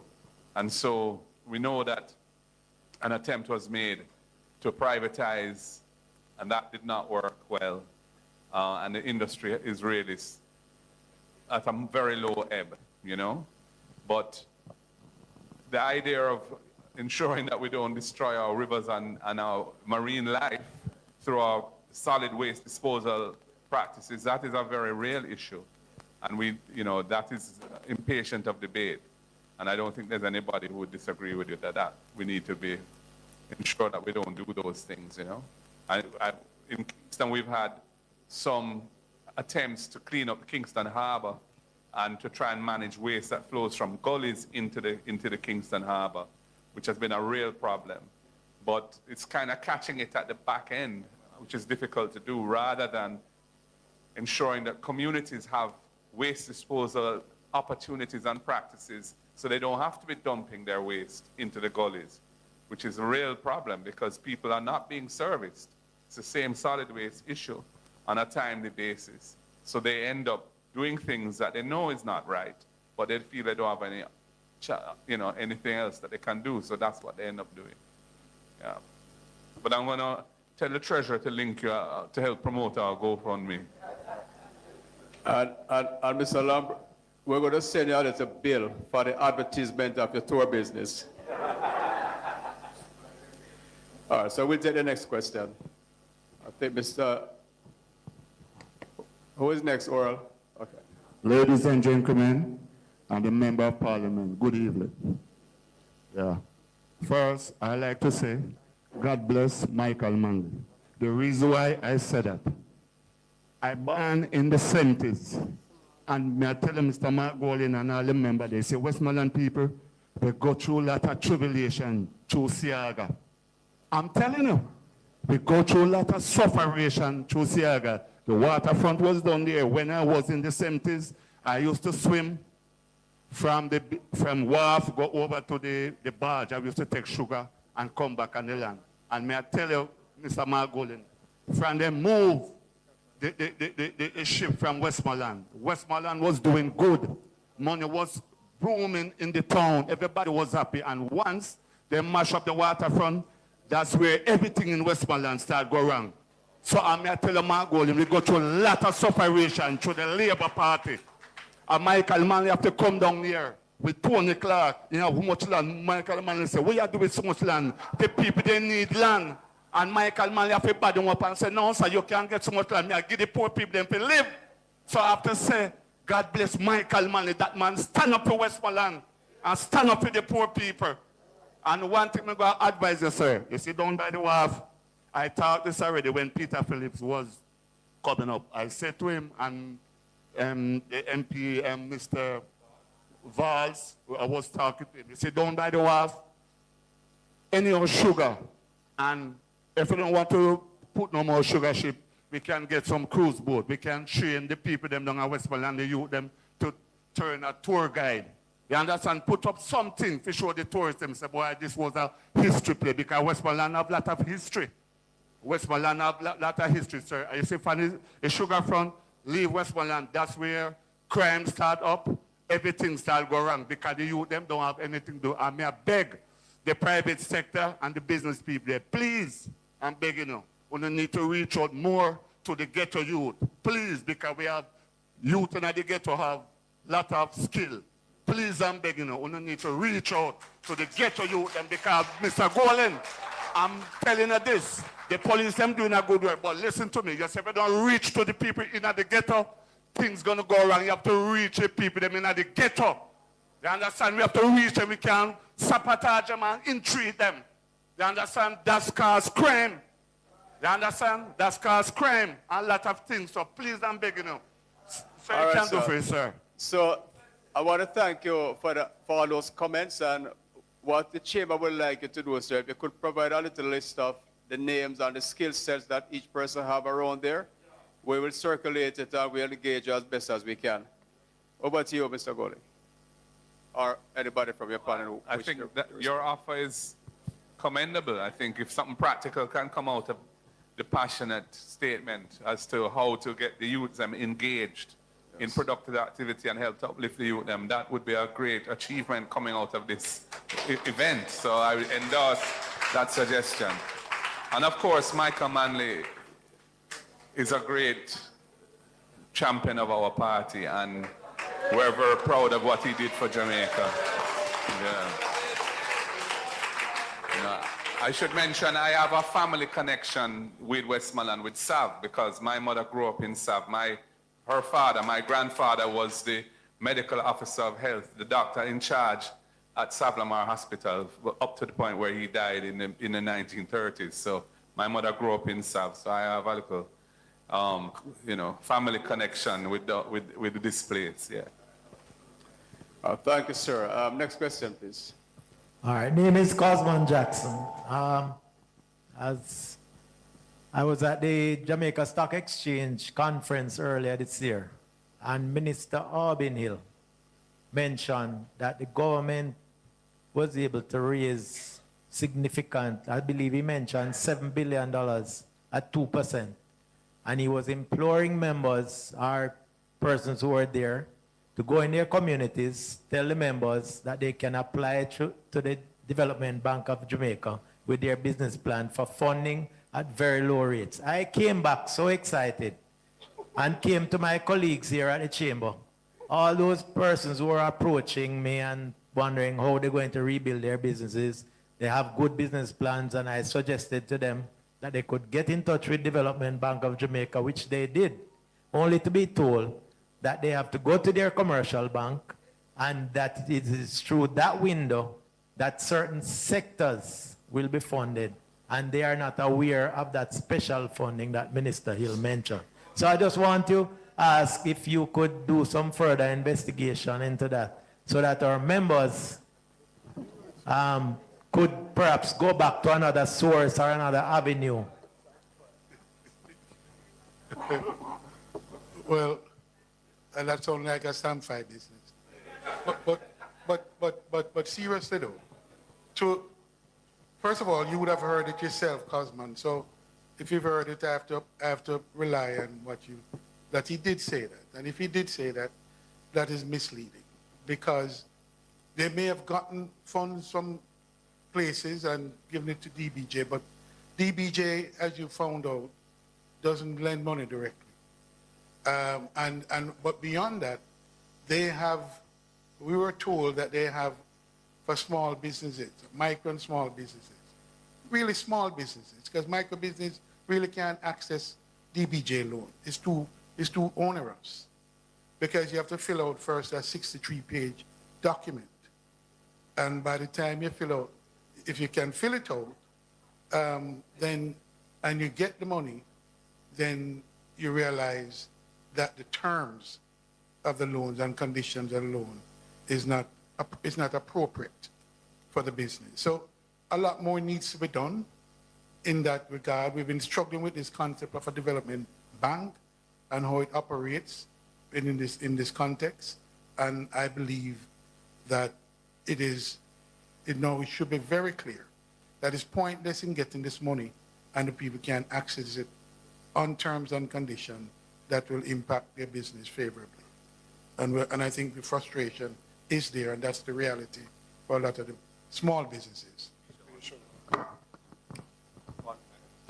And just to add some light to what it was being offered to the Development Bank of Jamaica, it's actually 10 billion that they have to off-lend to the commercial banks to lend to borrowers. The rate is 8%. The challenge, though, for micro and small businesses is that there's a lot you have to do to qualify. Some things include a business plan where whatever you're doing, you have to be able to explain how it's going to continue to generate money and how it's going to be able to earn revenue so you can pay back a loan. You have to show your financials. So for small shopkeepers, that might be the total cash you have in and what you have going out. But to get those things done, you need guidance. And so when President Chaibar says in joining the Chamber of Commerce, what it adds for you is that you have strength in numbers, and you may have people in the chamber who can actually help, or you can buy the services as a group. You know, so you could come together and go to one accountant and say 10 people are going to come, charge them this smaller rate. Because the truth is, to do financial statements are upwards of $200,000. A small business owner doesn't have that to just put aside rather than to invest in their business. I know you would say to me, no, 200,000, I could buy a lot of things to buy and sell back, right? Right, so the truth is that you can, through community, I heard President Chaibar say mentoring each other. If you come together, you can do something to help you qualify for those loans, and then it's actually a commercial bank that you have to go to. So we need to spend some more time, if we're serious as a country about small businesses, and invest in the things that small businesses need to be able to move forward. And I'm sure you agree with me, right? Yes. Thank you, Senator. And I would like to pause to also acknowledge the presence of another senator who just joined us, Robin Small Ferguson. Welcome, sir. And Senator Anderson, to follow up on your point, so JBDC, Jamaica Business Development Committee, there's a branch here at Dunbar's River. So what we will do as a chamber is invite them here because they will assist with business plan, registration of business, etc. And a lot of their services they will do for free. And I think there's a fee for some parts of it. So we will invite them here for you to provide you with that kind of support. Also, getting a loan is not just a straightforward thing. If you don't have certain records and so forth, you're not going to get it. So what we have planned for you for the next chamber meeting, and I just announced it here, which is May 13, we have someone coming in who will be going through a checklist with you of all the things you need to know and need to do and need to have if you're going to apply for a loan and if you're going to be successful. So make sure you don't miss the next chamber meeting. All right, next question. There was a gentleman behind him, I think Mr. Noble. Okay, all right, go ahead. Yes, good evening. Let me welcome all at the head table. My questions are similar along the line with Sir Jackson. I'm D. Anglin, owner and operator of Deal Westmore Hardware in Darliston. That's in Eastern Westmont. My member of parliament is Dr. Campbell. Yes, but this has been a long time issue where small businesses have a problem to get loans. And the requirements, you will never be able to fulfill them. So what we really need, we need a system in place. Whether through some proper monitoring, some guidance, where you can lend the person the funds so that they can get to take the business to the next level. Because that has, over the years, has always discouraged a lot of people. They give up because they don't have the wherewithal to get the loan. And it's very discouraging, it's heart-rending.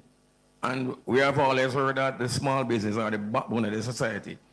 They're the one that goes in the nooks and crannies of the areas. Something needs to be put in place, better organization for them, so we can be able to access these loans, that we can take our business to the next level. That is what we really want. Thank you. And I mean, there's international experience around microlending, you know, where the Grameen Bank experience in Bangladesh and many other countries that were modeled on that, where you design the financing and the access to suit the people you're trying to help. So you don't push the requirements out of reach. To the contrary, you make it very accessible. You know, I mean, in my own constituency, where I have some arrangements where I get funding to support small business, I do grants, I don't make loans. And, you know, I listen to what they want to do with it, and if it makes sense, they get a grant. You know, and because I can't bother trying to administer a loan program. You know, I just want to see the people get their businesses going and make the constituency better. So I'm just suggesting that our whole approach to financing small business in the country, and I'm talking about small, you know, I'm talking about really relatively small, micro to small, it is flawed.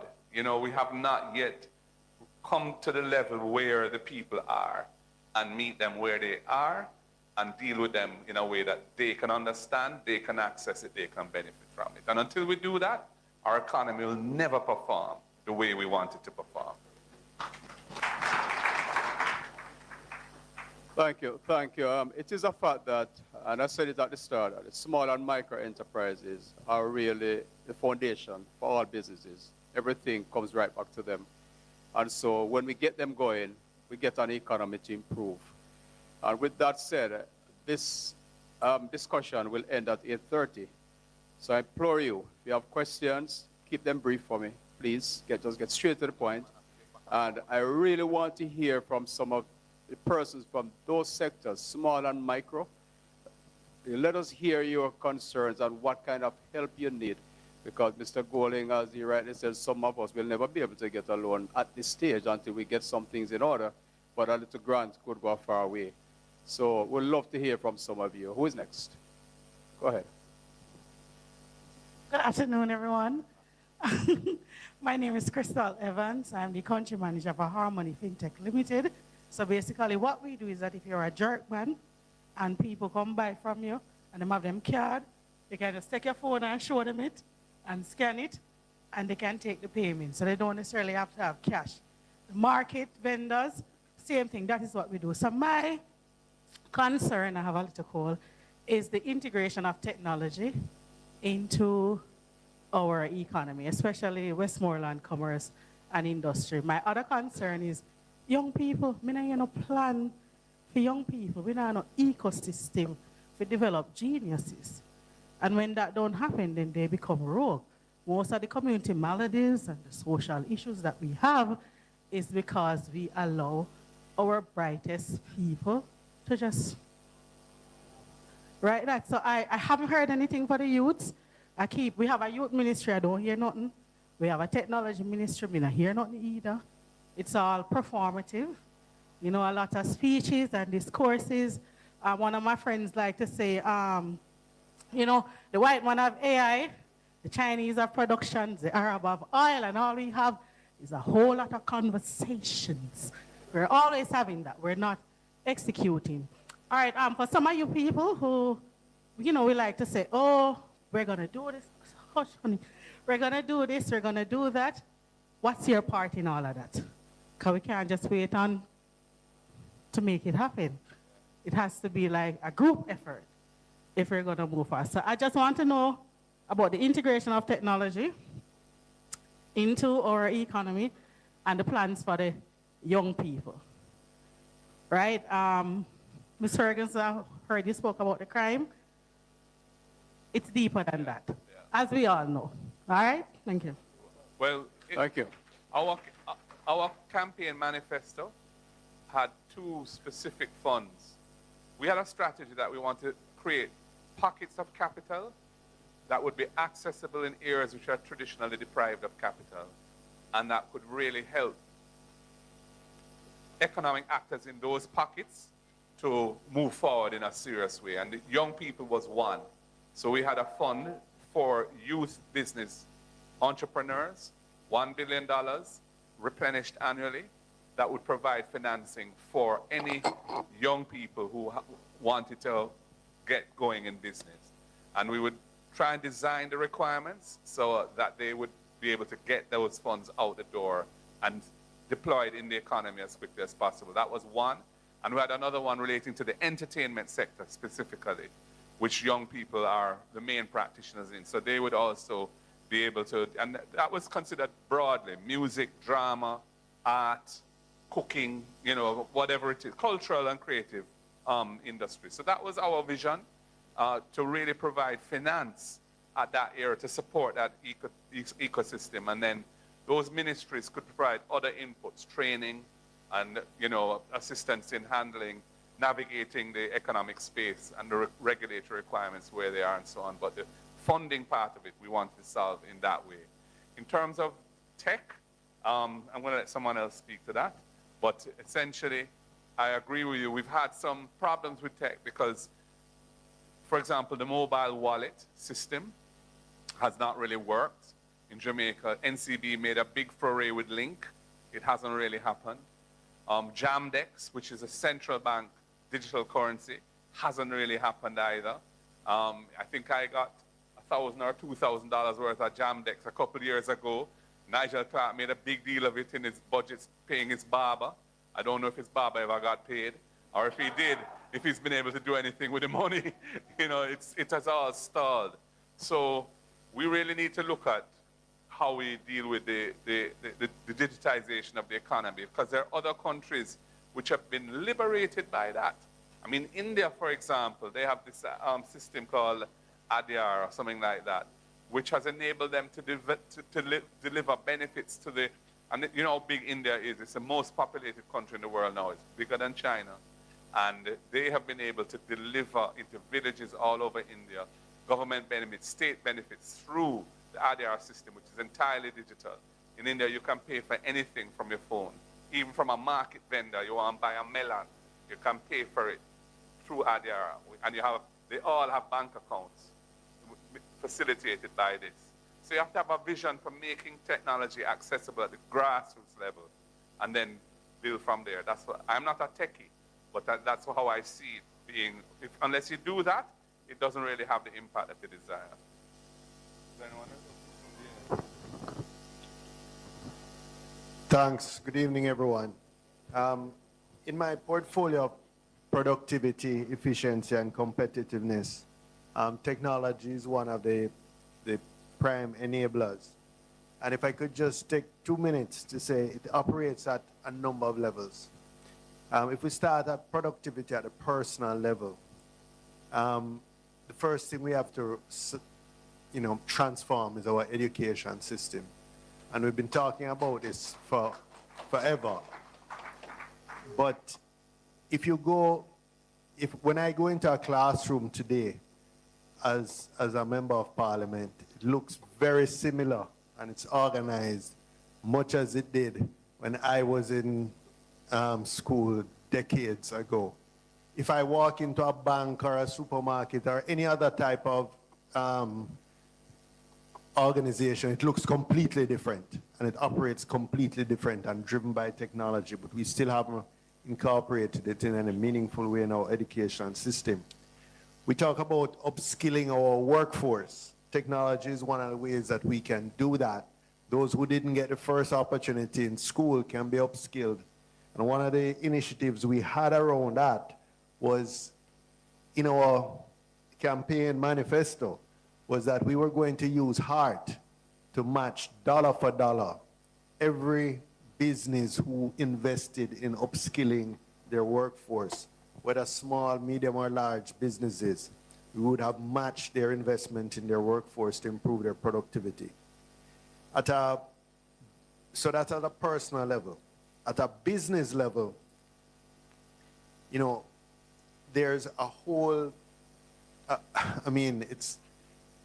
AI is transforming personal productivity, particularly in some industries, but it is having devastating effects right now on many areas in our business process outsourcing. In Manchester, in central Manchester, I championed the first BPO center. I brought Sutherland Global to Manchester, and at their peak, they were employing close to 10,000 people in Jamaica. My understanding is now that has been cut in half, and it's affecting many other BPO type operations. So AI is inevitable, but if we don't use it, and if we're not early adopters of it, we're actually going to be victims of it. I give you another example. There's a company I'm associated with that had a margarine tub filling line, and they've just introduced, or in the process of introducing, a robotic line to replace the humans who are tub filling. They've reduced the employment on that line by 85%. But the efficiency, that company will now be able to compete in export, not just in the region, but across the world. So what this takes is investment at the company level to give people the skills. When I'm driving down to Mandeville every week, many times a week, it pains me to see people cleaning the highway, the east-west highway, with broom and rake and wackermen cutting the side. You never see that in a first world country. You know, they have machinery, sweepers that people sit on and, you know, go down the highway at 45 miles per hour, and it's so much more efficient. And these are the sorts of investments we need. At a national level, government bureaucracy is a huge impediment to improving our productivity. And, you know, a big part of that is corruption. Things stay inefficient so that people can eat our food from making it happen. There's a certain arbitrariness in our approval systems. They're not predictable. The first questioner spoke about her interest in real estate development, I believe. And if you're talking about real estate development, it can be a minefield in terms of you try and go through the process, you follow everything. At the end of the development, the Water Commission might say, yes, I know we approved the project at the beginning, but guess what? You can't connect to this sewage line here, or you can't get water at this line. You have to run it another mile in order to get it, even though it was approved on that basis. The fire department says, yes, we approve your plans with regular windows, but no, we really think you need fireproof windows. And this is the sort of unpredictability and uncertainty that discourages investment. And finally, I just want to say there's a systemic impediment to productivity and competitiveness that we have, which is the cost of energy.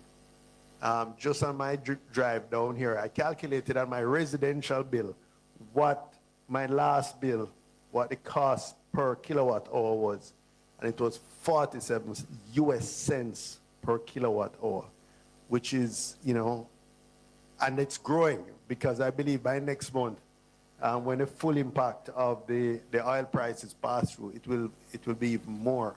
There's very few manufacturing or energy-intensive businesses that can survive. Farmers who have to pump water, imagine what this will have due to your irrigation costs. We know fertilizer costs are exploding already. So until we succeed in bringing this cost down, we're really not going to move forward in an energy-intensive type industry. There are solutions which individual entities are finding, but the problem with that is that it's actually going to make electricity more expensive for the average Jamaican. And how is that?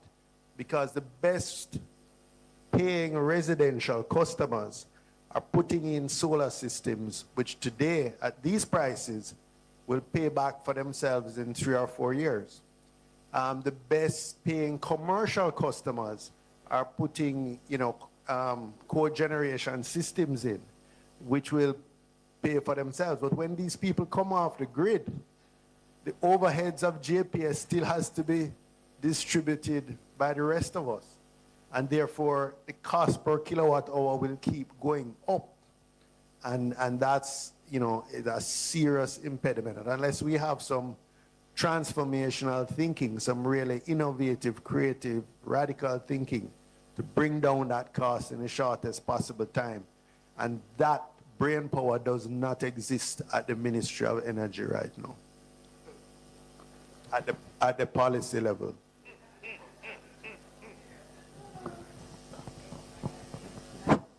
Good evening.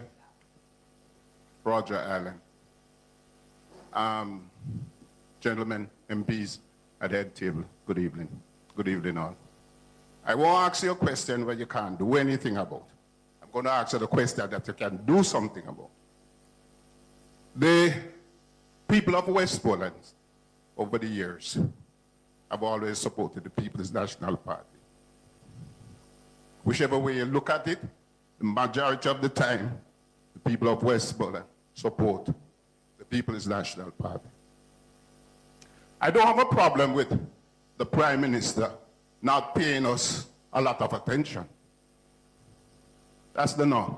What I have a problem with is when the PMP is in power, Westmoreland, who is always loyal, don't seem to be benefiting from the PMP in power.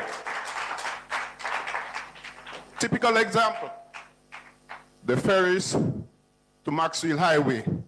Roger Clark went to Kingston, cried a lot of time for it. It was done under the JLP. We thought to Darlistan.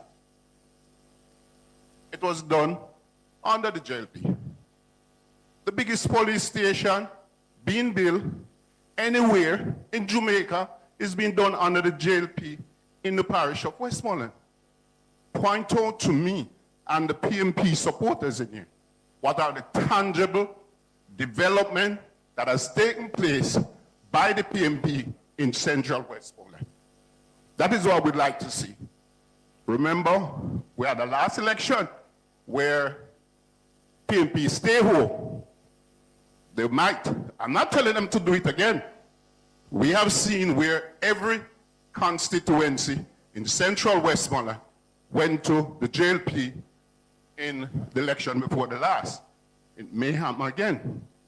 And until the PMP, when they are in power, pay attention to the people of Westmoreland by tangible development, we're going to see this flip-flop. We have always been loyal, Mr. Opposition Minister, but we have not seen where our loyalty is paid off. Thank you, Roger. We know. Hello, Mr. Golding. Yeah. Perhaps your memory needs a little jogging. You know? First of all, the whole development of Negril was a vision of Norman Washington Manley. So it starts from back then, coming through, and I'll let others, I'm going to start to my right and move across. The Darliston water supply scheme was one of the most expensive schemes in Jamaica, done under the PNP to bring water to Darliston.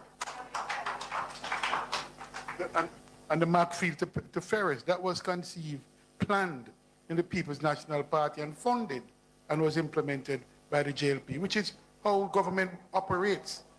You start something, and because of the lapse in time and the bureaucracy, it gets implemented in another period. Yeah.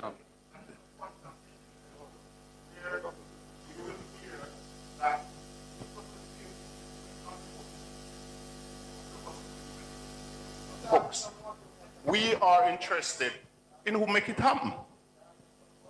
Right? Okay, Mr. Next question. You can ponder over that one, Mr. Opposition Leader. And when you go in office, because you will go in office, you know, don't worry about it. All of you gentlemen that are sitting at the head table will get the next chance you'll be in office. Opposition on finance. What are the taxes that the government earn on solar system, whether it be panel, battery, inverters? Yeah, just to say though, I think I'm going to hand it to Julian so he can respond to your question about taxes on solar. But To say that you're not interested in how a project originates, you're only interested in who executes, is a bit short-sighted. Maybe. Because you have to arrange the design, you have to do all of the preparatory work, you have to raise the finance, and then you do the construction. And as it so happens, in the case of that particular road, by the time it reached that stage now where it's just to engage a contractor and execute, It's the easy government had part. changed. It's easy. Yeah. And I do understand that. I do Right. understand that. So, yeah. But as a person who have gone with Member of Parliament Roger Clark into Kingston, who shed a lot of tears for that road to see it being implemented under a JLP administration, is a very heartbroken one. I understand, Roger. I mean, we feel it too when we do the work, but the nature of politics, if you lose, somebody else is going to implement. Many of the things being done by the current government were conceived by us. Highway 2000, named after Siaga, was our idea. But not just, he opposed it. So Roger, I hear you, but don't discount the work that would have been done to conceive of these ideas. And we are working hard to ensure that we implement, so we are in a position where we can implement.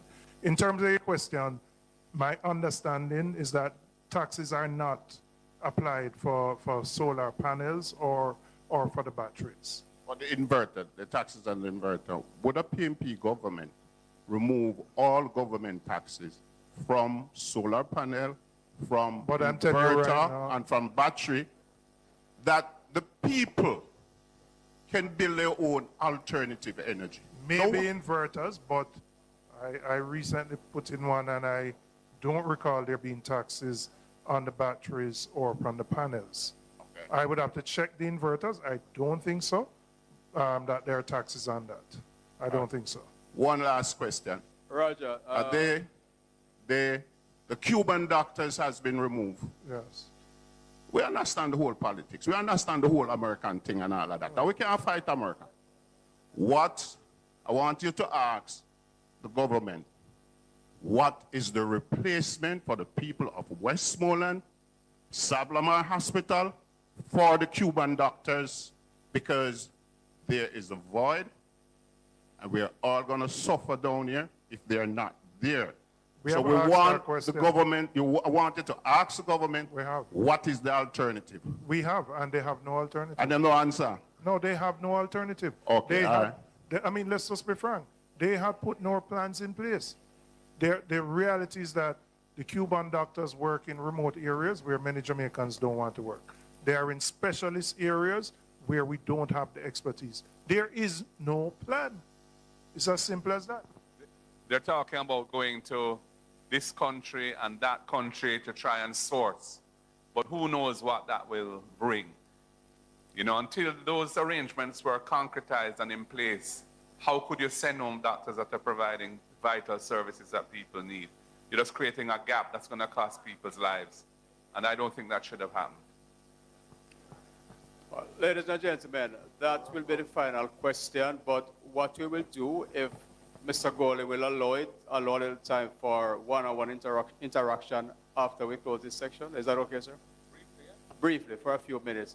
And MP Robinson, I must tell you that there are indeed some taxes on some components of the solar system.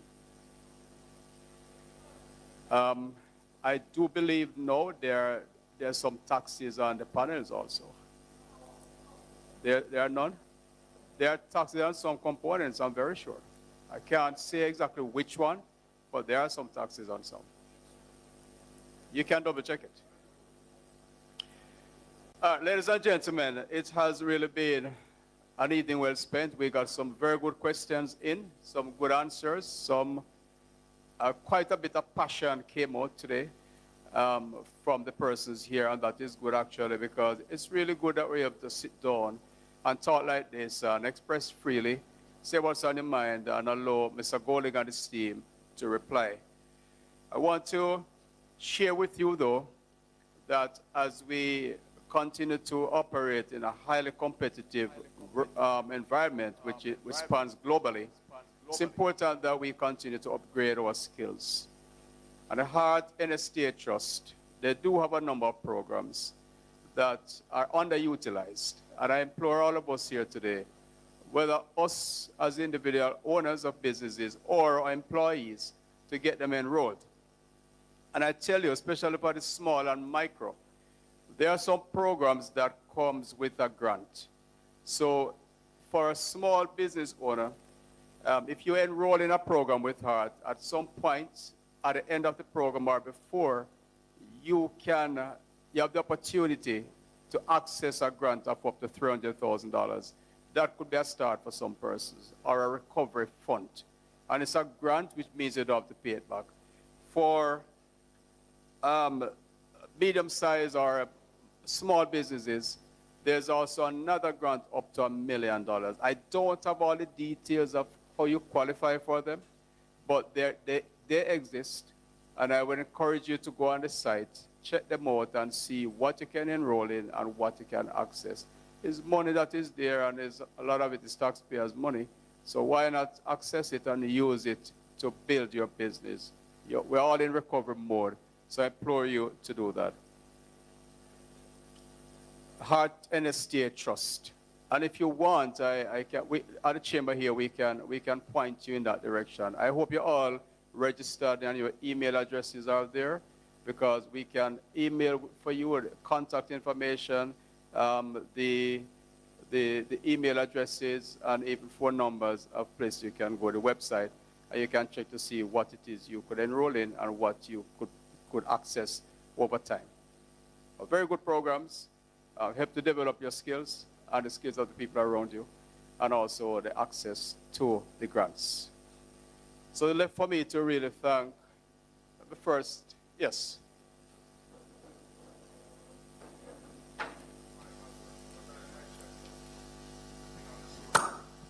I just wanted to update you because I checked the thing on the solar panels. Solar panels, lithium batteries, inverters for solar applications are exempt from GCT and import duties. 0% GCT and duties apply. There's a very small fee, I think 0.3 of 1% and 0.5 of 1% environmental levy. And there's an income tax credit, a 30% income tax credit. So by and large, it is tax-free. And those persons who can, I mean, if you can access the funding to do it, I would encourage you, particularly at a time when energy costs are rising.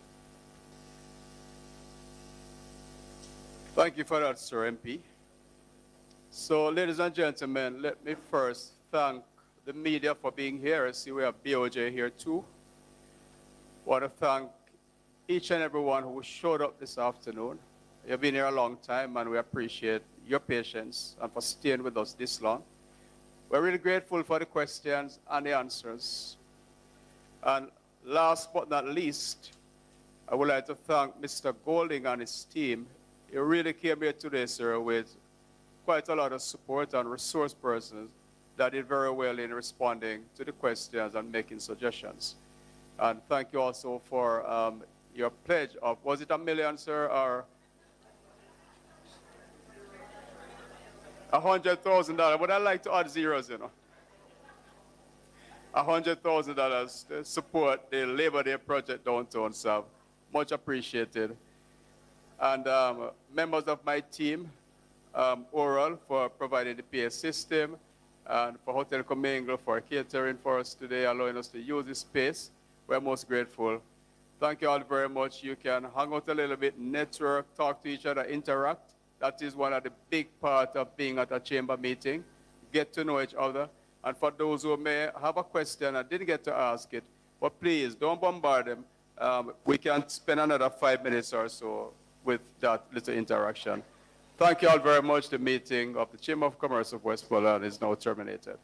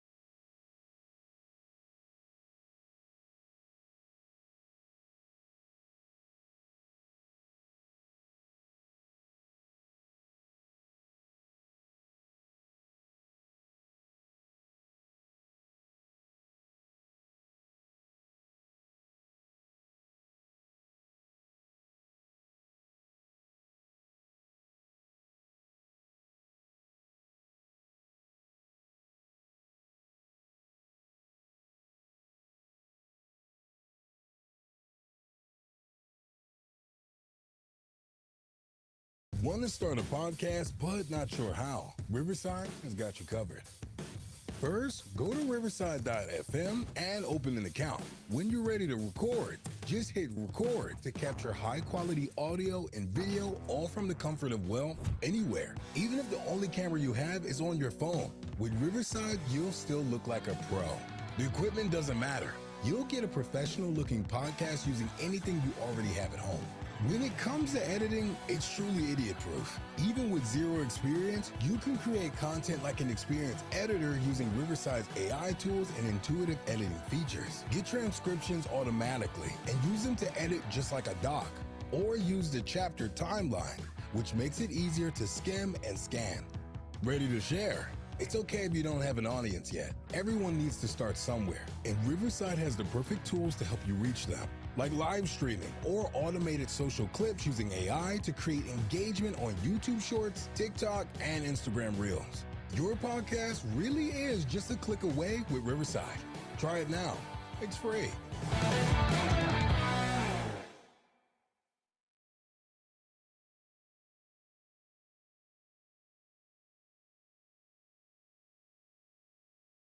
Imagine being able to build an app with your name on it, just by thinking about it. Meet Base 44, a complete AI creation platform. Describe what you want, and watch it take shape. You can plan, customize, and expand in any direction. From tools built for one, to platforms ready for many. From passion projects to enterprise-grade systems. Everything is built in and ready to launch. It's a new world of creation, where you can go as far as your imagination takes you. Can you imagine it? Let's make your dream a reality, right now.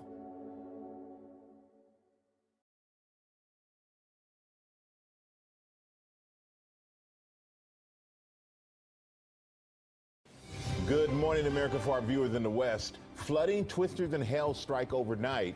A big blow for Live Nation, a movie star's AI performance, and Steph Curry with a comeback. States of emergency. Powerful storms slamming the Midwest. Heavy rain flooding roads in Milwaukee. Major freeways shut down. Golf ball side hail shattering car windows. So close to just shattering all over me. My whole windshield is broke. Winds tearing through an ice rink in Michigan, and a trail of destruction in Missouri. Overnight, President Trump says Israel and Lebanon will speak for the first time in decades, while an American destroyer stops an Iranian-flagged cargo ship trying to evade the blockade as the U.S. ratchets up pressure on Iran. The husband of the woman who disappeared in the Bahamas now returning to the U.S. after just telling us this 48 hours ago. I'm not leaving until I'm told to leave. Concert tickets game changer. Welcome to the Eras Tour. A jury finds Live Nation and its subsidiary Ticketmaster acted as an illegal monopoly. Some of the evidence, Live Nation employees bragging about robbing customers blind, what the landmark verdict means for fans. No more Spirit? Could the airline liquidate? What it means for passengers, and if you already have a Spirit flight on the books. Wild ride. The pilots warned after heard meowing over an air traffic control frequency. Meow, meow, meow, meow. Flying near Reagan National Airport. Santa Khan, the organizer of the annual pub crawl for charity, arrested, accused of stealing hundreds of thousands of dollars. 1 year after Val Kilmer passed away, a new artificial intelligence performance. Don't fear the dead. And don't fear me. What the filmmakers are telling us this morning. You can be my wingman anytime. Overnight, Steph shining for Golden State. Curry's 35 points closed the Clippers' season. And everything coming up aces for WNBA superstar Asia Wilson with a record-breaking contract. And don't miss this young star shining on the baseball diamond. Live from ABC News headquarters in New York City, it's Thursday. Good morning, America. Good morning to America. Can't wait to see that little baseball star on the diamond. And speaking of diamonds, we have a lot to get to this morning, including Rihanna making news. Yes. We are looking forward to that. Also news on the housing market. Mortgage rates are falling as the selling season heats up. But are you still better off renting? That is ahead. Yeah, it's all coming up. We begin with the severe weather that struck overnight. Flooding, tornadoes, large hail. Wisconsin and Michigan both declared a state of emergency. Ginger is tracking the threats. Let's start, though, with Alex Perez in Sussex, Wisconsin. A tornado touchdown there. Good morning, Alex.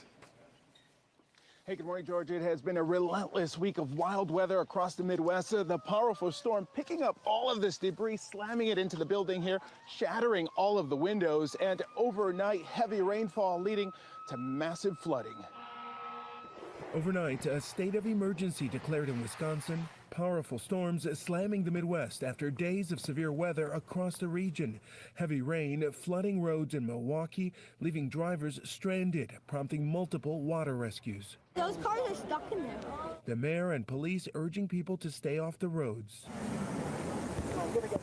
This driver heeded the warning and turned around, but later another driver taking his chances. His car stalling. He was forced to walk out on foot. The water more than waist deep in some areas. Major freeways forced to shut down. The downpour even spilling inside the Milwaukee Brewers stadium.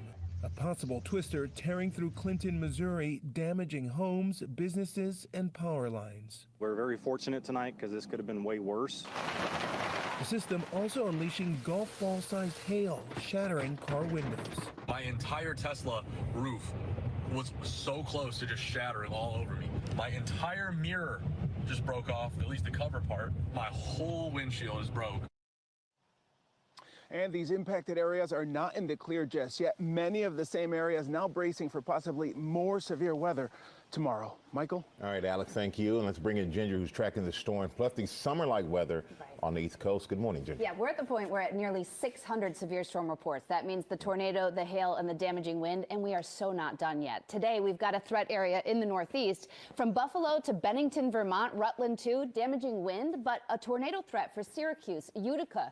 So we're watching that for this afternoon and tonight. Then on Friday, it opens up again with a new storm. And there's a tornado threat from Oklahoma through Kansas, Missouri, but really focused on Wisconsin, northeast Iowa, and southeastern Minnesota, the same region that has been hit for days to start this week. So La Crosse, Madison, Dubuque, all in there. Wausau, Wisconsin, please be alert on Friday and have two ways of getting warnings. On the southern end, this thing looks really linear, as we call it, meaning that damaging winds in excess of 70 miles per hour could be anywhere there. Independence, Missouri, Kansas City included, northeast Kansas and southern Iowa. So I want to take you over to the heat because we talked about, wow, we've been breaking records. We had our 90-degree day, first here in New York City of the season. It broke a daily record. It's about a month and a half before average, right? Average is usually the end of May. Atlanta, Charlotte, Richmond, Philadelphia, Washington, D.C. could all break records again today.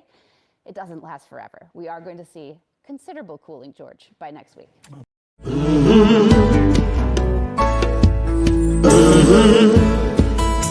When the game gets rough and this life just seems so tough, make we talk, my people, make we talk. When this town becomes an ugly place, don't let it erase the smile from your face. Make we talk, people, make we talk. Conversation is the key, a guiding light for you and me. Spark a talk and you will see. Conflict solver A to Z. World leaders master the art of self-defense just by talk. So people, make we talk. Hey, we're living in a world that on ourselves we must depend. Make we talk.